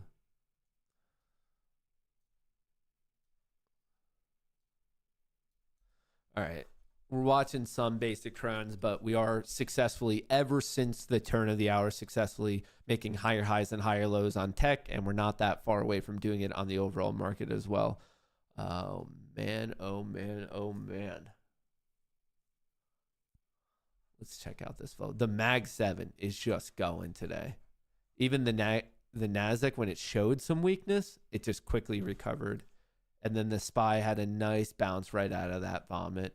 It did puke pretty hard, and not the biggest bounce out. In fact, it's turning a little bit right now, but it's attempting to show some life, but it has been downtrending. And this is why I'm so iffy today, because tech is strong. Tech is crazy strong. But then right here, the SPY just seemingly doesn't know what to do. Tesla somehow bouncing $10 intraday. That's crazy. That's crazy. NVIDIA slowly grinding. Every minute just grinding to a new intraday high. We're getting a little bit smacked here on the SPY and on the Qs. Watch this upsloping trend line to see if we can keep with this like short-term trend. Mag 7, I assume just some profit taking after this huge push. NASDAQ, same thing. I assume some profit taking. The SPY, this is why I'm so iffy today, because the SPY is telling us a completely different story. I get that tech is the party right now and it's ripping. I get that the Mag 7 looks like this and it's ripping, but the SPY is singing a different tune. Something is going on. My spidey senses are telling me that this is not that easy, just rip it type of bullish day. Something is going on. We could see it measurably right here in the SPY. I get that if you're just looking at price, you're like, yo, this is strong. Higher highs, higher lows, higher highs, higher lows. I get that if you're just looking at price, that you might be unabashedly bullish. I get that, but I'm telling you, something is going up. Where are the bulls in the S&P 500? They're just not showing up right now, folks. That's a disconnect. It's a serious disconnect. So I'm watching this trend line. I'm definitely watching this trend line. The rugging beginning? I don't think so. I mean, it's not really rugging when you see higher highs and higher lows, but I'm also simultaneously not seeing what I would want to see to jump on this bullish train to the upside. I can't bring myself to do it when I see the options getting this hit, especially if I'm buying right at resistance. Like for me to go long at resistance, everything else has to be going like accordingly. And I'm just not seeing it at the moment. And obviously all this is dynamic and it changes on a moment's notice. But every time I look over and I'm like, oh, this is interesting, I look over and options are actually doing the opposite. Even this, the Mag 7 now stopped. The Mag 7 was pushing. Now that stopped. The NASDAQ is flat. And even the SPY, is this just a dead cat bounce? I mean, look at the 0DTs. The 0DTs, these green candles, popped and super lethargic. So as of right now, the bullish aggression on a 0 DTE perspective on the S&P 500 complex is non-existent. I see price. I'm right there with you, folks. I see it's a cup and handle. It's higher highs. It's higher lows. It's just like a bull flag. You get the flagpole, lower highs, higher lows, breakout. Like I get it. I see that with price. I'm there with you. That gets me excited. And then right before I go long, I try to do a sanity check to see like, okay, do options agree? And then the options market is just telling me something different. The options market is lethargic. It's just not doing anything. So maybe the options market picks up and then I might use that to go long. But you have your rules for a reason. You got to stick to them. There's no point in creating an extensive rule set that protects you from doing stupid things just to break it because you like want something to happen. This was such perfect buying, this is a giant algorithm. Like it was just so perfectly walked up. Look at that. It bottomed at 9:52, stopped at 10:23. So it was 30 minutes of just a non-stop just options program, up and up and up. Almost perfect. It took them 30 minutes to execute all of this. And now it looks like that program is officially done because now we're going flat. But look how perfect that is. Starting at 9:52. Running until 10:22, exactly 30 minutes. NASDAQ getting a little bit of a pop right here. The SPY's actually finally showing a little bit of life. Finally, the SPY is doing something. Third attempt, 1, 2, 3. Maybe the third attempt is what this needed. Ran right up to it, got knocked, ran back up to it, got knocked. Maybe this is the third time the charm. Third time the charm. If it does open up, I mean, I could double check right here. I believe the next level that I care about at least would be 20 points above. All right, let's see if we can zoom in and make some sense out of this. This is calling out 75, so that's 10 points above. And then 90. Okay. Interessante. 75, 90. Oop, NASDAQ getting smacked now. Mag 7 potentially turning, folks. Don't be that sucker buying breakouts. Buying breakouts and shorting breakdowns. It's a very tough way to make a profitable living here in the world of trading. It really, really is. especially the shorter their time frame. The odds of buying breakouts and shorting breakdowns, if you're the longer your time frame, that actually becomes better. A little food for thought, as in like swing trading, especially the longer duration swing trades. The odds start to really, really increase. Well, while we're waiting to see if this breaks out or breaks down, we do have to do a giveaway. So I'm very, very excited for this. So to explain what's going on, if you follow my Twitter account, if you follow Vanquish, you know that a while ago, back on February 4th, they were doing a $1.2 million funded giveaway. They're giving away 4 separate $300,000 option accounts. And if you didn't enter, unfortunately, you can't right now. Entry stopped February 9th at midnight. But we do have all the people who entered. So we're going to do that giant giveaway. Once again, 4 different people are going to be getting a $300,000 option account from Vanquish. Side note from Vanquish, just so you guys know, they decided to extend this 35% off and 1 free reset deal. So if you use that code Goonie right here, due to popular demand, we've extended it. So I just saw it's going to be going up to Valentine's Day, but 35% off, 1 free reset. You could get that if you use that code Goonie. So just wanted to bring that up. But with that being said, we should do the giveaway. So here's all the people. There was almost 600 separate entries, and we put them all in the wheel, the Vanquish giveaway. And let's make sure that we get rocking here. All right, none. We got the Vanquish. I just want to double check that this is the recent list. Let me see who the last one is. Yep. Okay. Patriot. He was the most recent one to enter. Good. So 591 people. We're going to be picking 4 different winners. Once again, shout out to Vanquish. They were running this for about a week and a half now. $1.2 million giveaway. 4 different accounts, 300,000. So we're going to be picking 4 different people, and we are rocking in 3, 2, 1. All right. Who's the first winner for Vanquish? Winner numero uno is Saws. Congrats. You won a $300,000 options account. So winner number 1. All right. We're going to remove that player, and we're going to roll it again. That's 1. We have 3 more to go. You still have a shot. You still have a shot. You still have a shot. Who is winner number 2? Winner number 2. Winner number 2. Winner number 2 is... I don't even know how to put that all. Adam. This is just Adam in there, but also winning a $300,000 account. That's 2. So we have 2 down, 2 more to go. All right. Let's see. Let's see. Let's see. Winner number 3. Winner number 3. Winner number 3. I am Astra. All right. 1 more, folks. 1 more person. This could be you. We're putting everything on the line, and we're rolling in 3, 2, 1. Who is it? Who is it? Who is it? Who is it?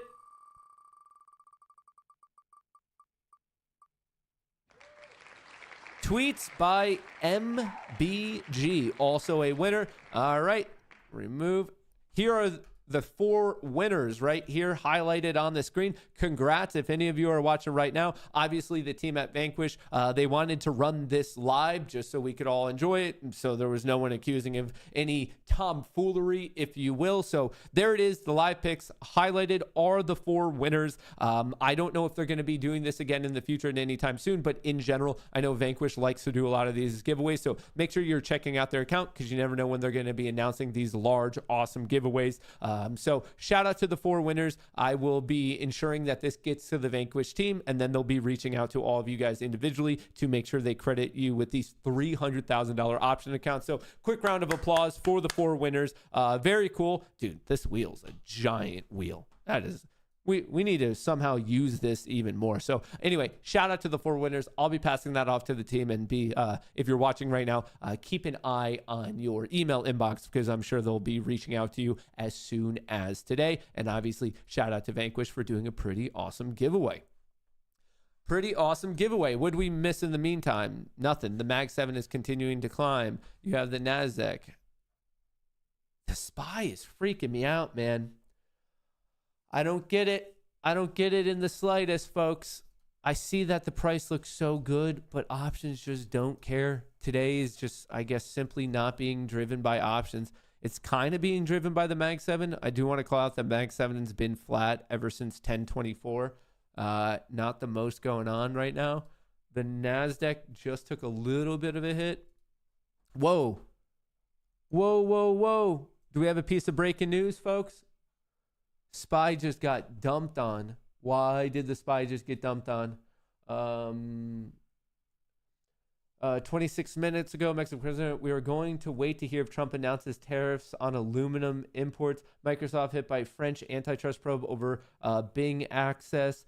French PM, no confidence motion. Mexico president. I'm not seeing any recent news, but someone just dropped the S&P 500 options, and they're still dropping. NASDAQ is not really being dropped. Mag 7 is like kind of grinding to the downside. As of now, price is unimpacted, but someone dropped the options market with size.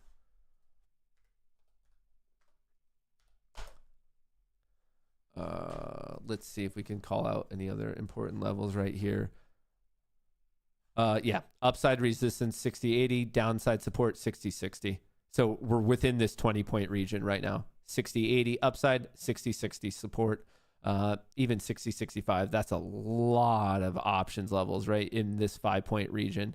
And then if this does not hold, we're watching 60-50. And then below that, we're talking about maybe 6,015, something in that realm of thought. But 5-point, we're now above it. So this will act as support. Next upside target, 60-80. Pretty evident when you look at it on GexBot. What happened though? Options got hit and price is still just grinding. We just have been on this like non-stop grind fest to the upside ever since 950. Some big size just buying. It's just so perfectly being walked up. I'm afraid to be hopping on this bus late because you never know when they're just simply going to stop. So I'm going to be careful. Obviously, I'm going to watch this structure of the higher highs, higher lows, and I'm going to be pairing that together with the options flow, which maybe we could see a bit more here on the 30-second. The 30-second. Yeah, that was a random hit right there at 1034. I know it sounds stupid because we're literally at an intraday high and I see price going up and up and up, but I cannot stress this enough. My spidey senses are going off, folks. They really, really are. First of all, I don't ever think it's advisable to be going long at resistance because what if it just gets smacked? And also, when we're going up, but options are telling us literally the opposite thing of where we're going today. I see the Mag 7. This was some giant buy program that lasted for 30 minutes. And since then, we just went flat. It seems like that buy program is now off. The NASDAQ had a nice pop, flat, maybe giving a little bit of it back right now.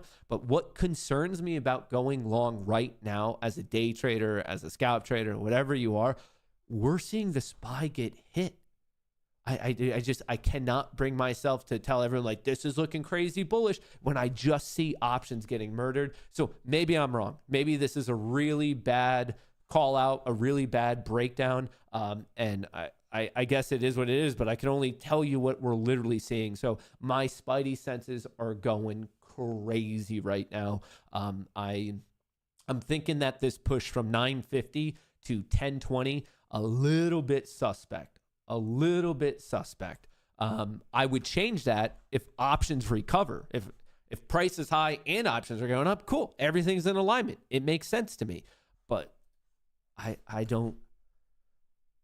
could see how maybe on an individual equity you're excited. I could see it on something like NVIDIA because it's holding strong, even Tesla's recovery. But my big concern with respect to the S&P 500, dude, price is grinding up, but options are grinding lower.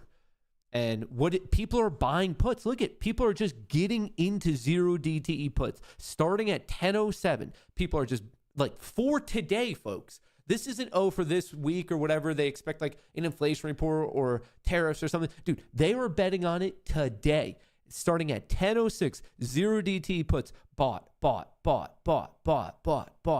Like even right now, this is the most negative delta we've had of the day with respect to puts. It just, I don't know. Maybe I'm wrong. I mean, I can't talk about anything because I'm the one who already locked in a loss on the day. So maybe I'm reading something wrong here, but my spidey senses are freaking out. They're freaking out. They're about to get burned. That's totally possible. I mean, if you have people coming in buying calls, those puts could easily get burned. And if they do get burned, that's a lot of negative delta that will be removed from the system. That'll put more positive delta into the system on a relative basis, and it'll keep going. That is totally possible. We've seen that before. But also, we've seen the opposite. We've seen the opposite where we're seeing a morning grind to one side, and then all of a sudden support is lost and an announcement happens, this, that, the other thing, and the bottom falls out. All I'm saying is just this is the setup to be overly cautious. It's generally not a bad idea to be like very, very, very, very, very careful with your downside risk. And when I see this setup, when I see the SPY just grinding up, and then yet options are just getting murdered the entire time, that's a pretty telltale sign to be like, okay, I'm just going to be careful. That's all it is.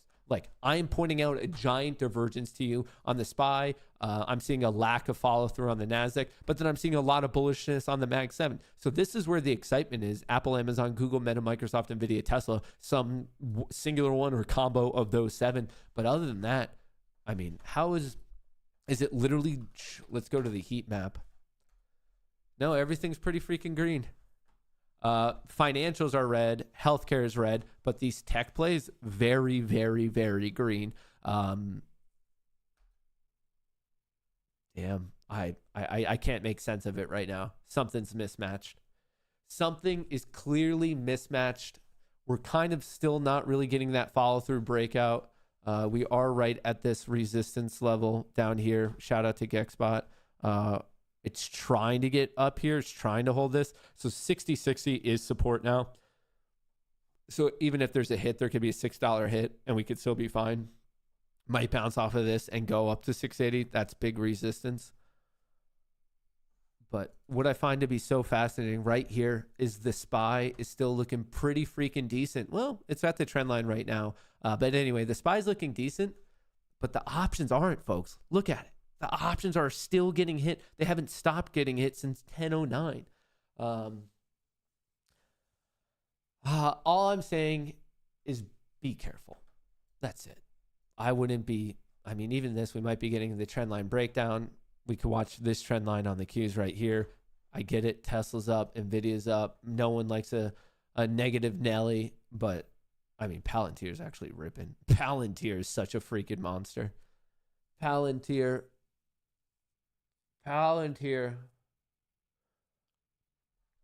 Just be careful here, folks.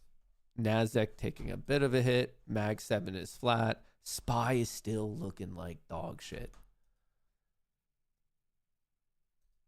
SPY is still looking not so good.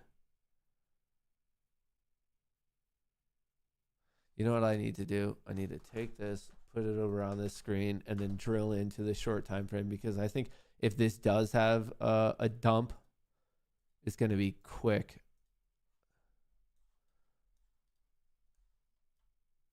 Man, even this, look at Delta's taking a hit again, and you know what price is doing?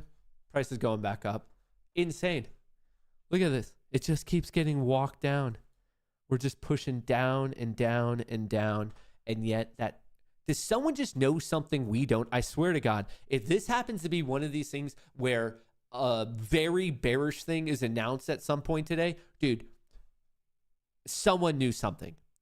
Because this is only going up, and in the face of the market going up and up and up, someone with size is just buying 0 DT puts. Buying puts, buying puts, buying puts. That is no one's buying calls, folks. This is the craziest thing. I get that price is higher and higher. We're getting higher highs. We're getting higher lows. But I mean, I like conspiracies as much as the next guy.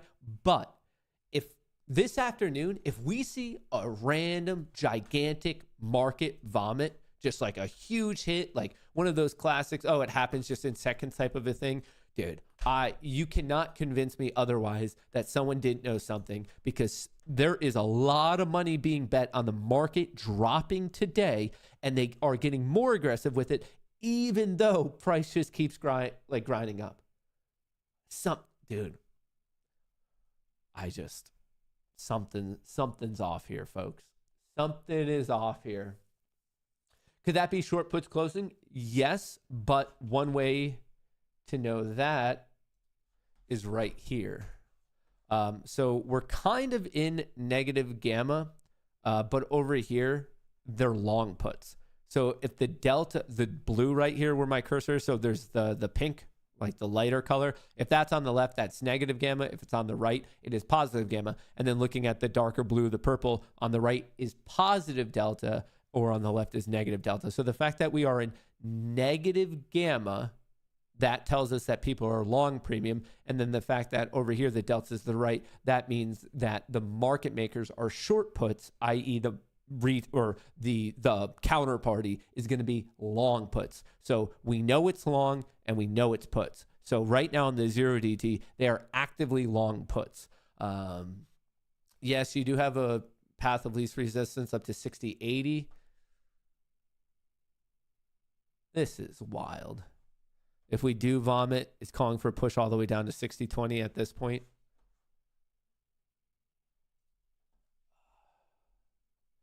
Trump is signing executive orders at once. I think that has anything to do with it. Could be. Actually, as we're talking about puts, some puts just got covered. You never know. Maybe they're just betting on it. I mean, in the terms of what's theoretically possible, could someone theoretically know that he's going to announce something bad and the market crashes? Yeah, that's theoretically possible. Could someone be making a bunch of bets without that knowledge, but they're just thinking that's the way it's going to go? They're making a prediction. Yeah, that's also possible. It could also be possible that they're just completely wrong. Just because people are throwing on bets and throwing on bets with size, that doesn't mean that they're necessarily like the person who knows how things are going to go. It's always interesting to track what the big money's up to, but it's by no means a guarantee. So regardless of how this ends up playing out, it doesn't necessarily give us definitive answers on the player and like what they were doing and what they were seeing. It doesn't by any means. So I think right here, it's just, this might just be a bust of a trading day, or maybe you're just waiting for power hour or something like that to happen. But right now, according to the SPY, price flow, even kind of the Qs, there was a big mismatch. The SPY was clearly weaker than the Qs, and the options market was actually bearish, which is why I try to take a stab at the bearish direction on a scalp trade. It hit my wrist because obviously the price action ended up agreeing with the NASDAQ, and then we actually saw the options for a short period of time recover. And I say short period because, well, hang on, we got some call buying coming in now on right here. Here's the S&P 500 complex. We just saw a huge pop. So now we're seeing some strength, but this was really just getting walked down the entire time. The NASDAQ even got a pop, and the Mag 7 is still long and strong. Long and strong. Long and strong. 5 minute, 10 minute, 30 minute, 4 hour bullish. 5 minute, 10 minute, 30 minute, 4 hour bullish. 72. Where's GEXPOT? GEXPOT is saying we have a good move up to 80. I think I had previously marked out 85. So we could cut that in half and call it 82.50. This would be, if I was still riding long, if you're like, no, I'm degenerately in, this would be roughly the region I would expect another potential reaction. But I'm still obviously continually coming back and checking on what in the world is going on here. This is just crazy what we have going on today. Just, it's so perfect. It's so perfect. Something changed at 10:21 and then it slowed down, but still kind of grinding up. The NASDAQ it got hit, and then there was a huge pop at 10:45, and then the SPY is just drunk. It's just wee. Like even this huge pop in the SPY now getting smacked. Like what a freaking messy day. And you're gonna have these. That's all right. You got to be prepped for it. Not every day is going to be that beautiful alignment of everything. I'm surprised that this is happening on a day like today. I thought we would have a bit more of something to do, but I suppose not. I suppose even after a giant red bearish engulfing day on Friday, I guess that's just leading us to a straight up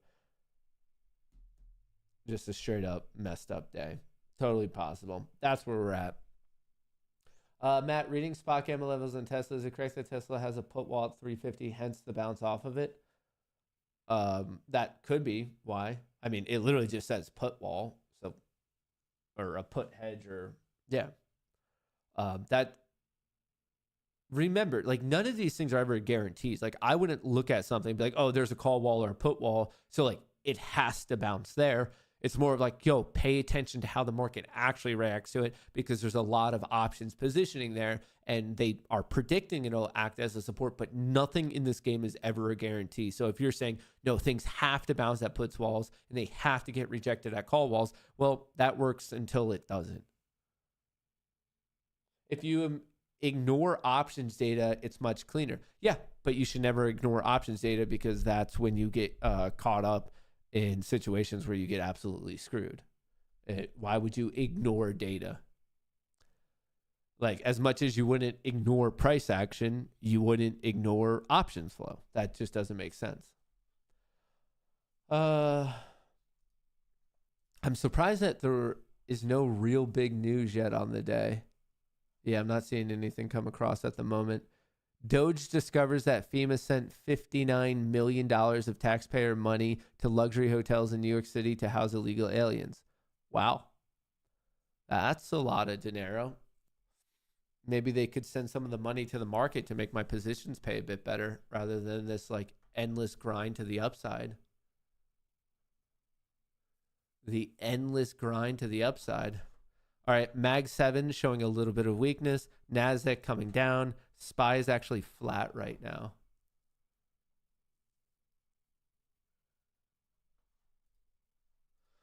Okay, how do I want to handle this? NASDAQ getting hit. Mag 7 walking down a little bit. SPY is actually flat here. SPY is actually flat. All right, 200 tick. That actually... We have a long way down all the way to VWAP.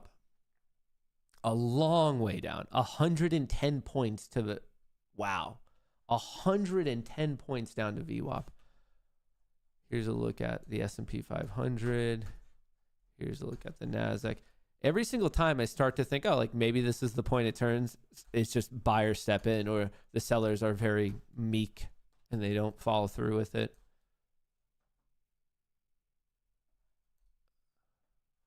So the Qs are maybe touching the trend line. The SPY has a little bit more distance to go. Tesla turning a little bit. NVIDIA was the high flyer pushing things up. If NVIDIA stays above 132.68, good, bullish. If it breaks down, that might be putting extra downward pressure on the Qs. Remind yourselves that today, this flow, this disconnect, something's going on. Something doesn't add up, Batman. Yeah, the Mag 7 kind of dropping. NASDAQ. Let's go to the 5 minute on this. There is a wall at 675. Interesting zone according to GackSpot. Not the most going on right there. These bets are getting more aggressive. Huh. Watching this trend line on the NASDAQ. Maybe I should actually be watching it over here. I mean, it was just so perfectly walked up. Well, this is already showing a breakdown. What? Look at that chart, dude. 10. Oh, I can't make sense of this one.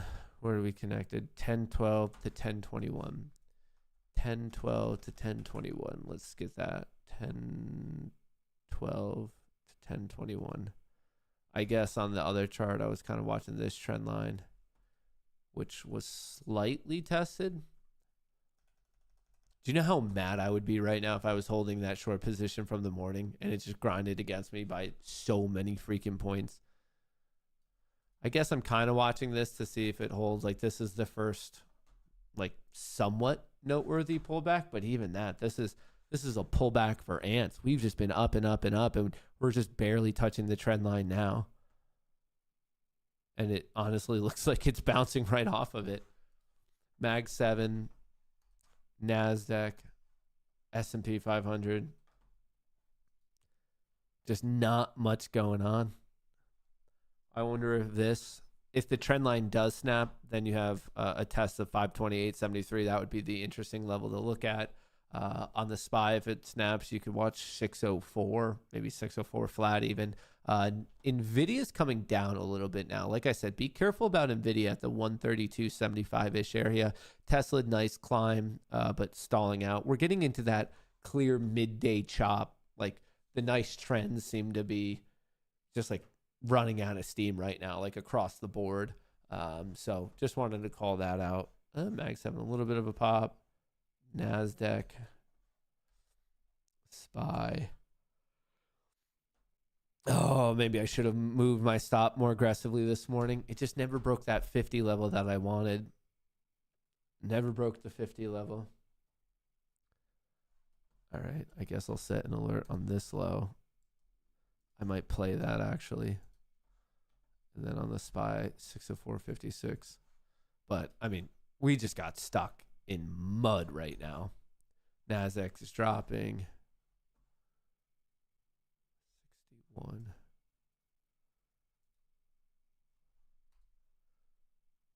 Just stuck in mud. We're just not doing anything. I wonder if people really are just waiting for any of this afternoon stuff. I wonder. I think we're already beyond the expected move on the day. It was like 25 points maybe.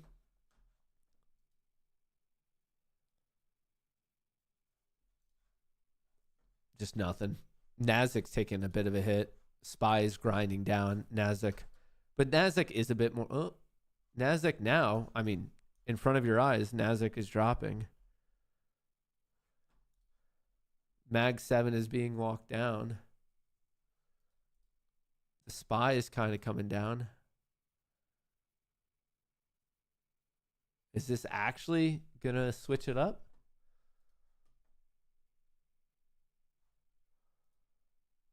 Is it actually going to do this, or are we going to hold this trend line?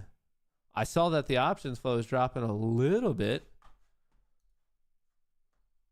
And then somehow caught itself right there. Mag 7 drifting down, but more flat than anything. S&P 500 grinding down. I mean, for a second there, the NASDAQ looked like it was actually going to get exciting. Huge pop, flat, huge pop, bleeding, and then started to get hit there. Oh, golly. Golly.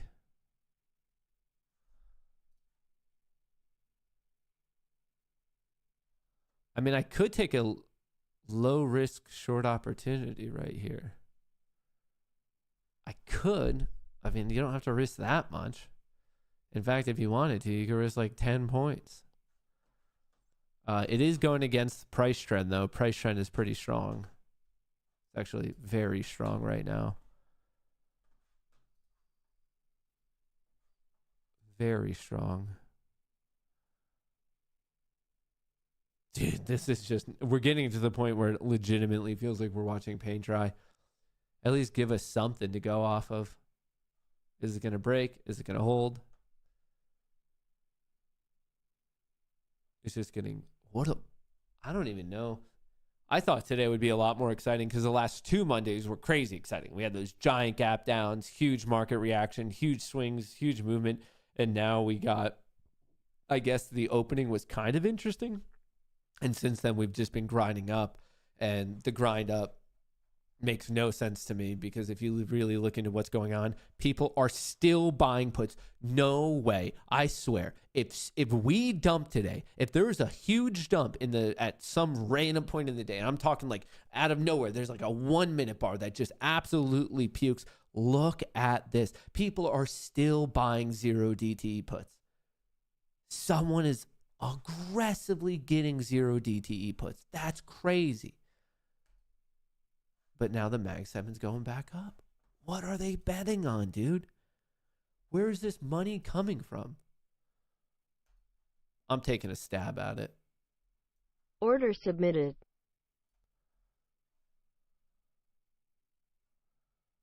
I didn't I don't want to do two orders together like that. What is this line?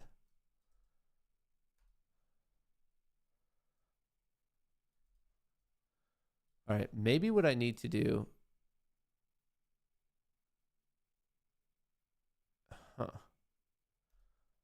I could cancel that. Order How do I canceled. how do I set up my own? Where was that? Order cancels order.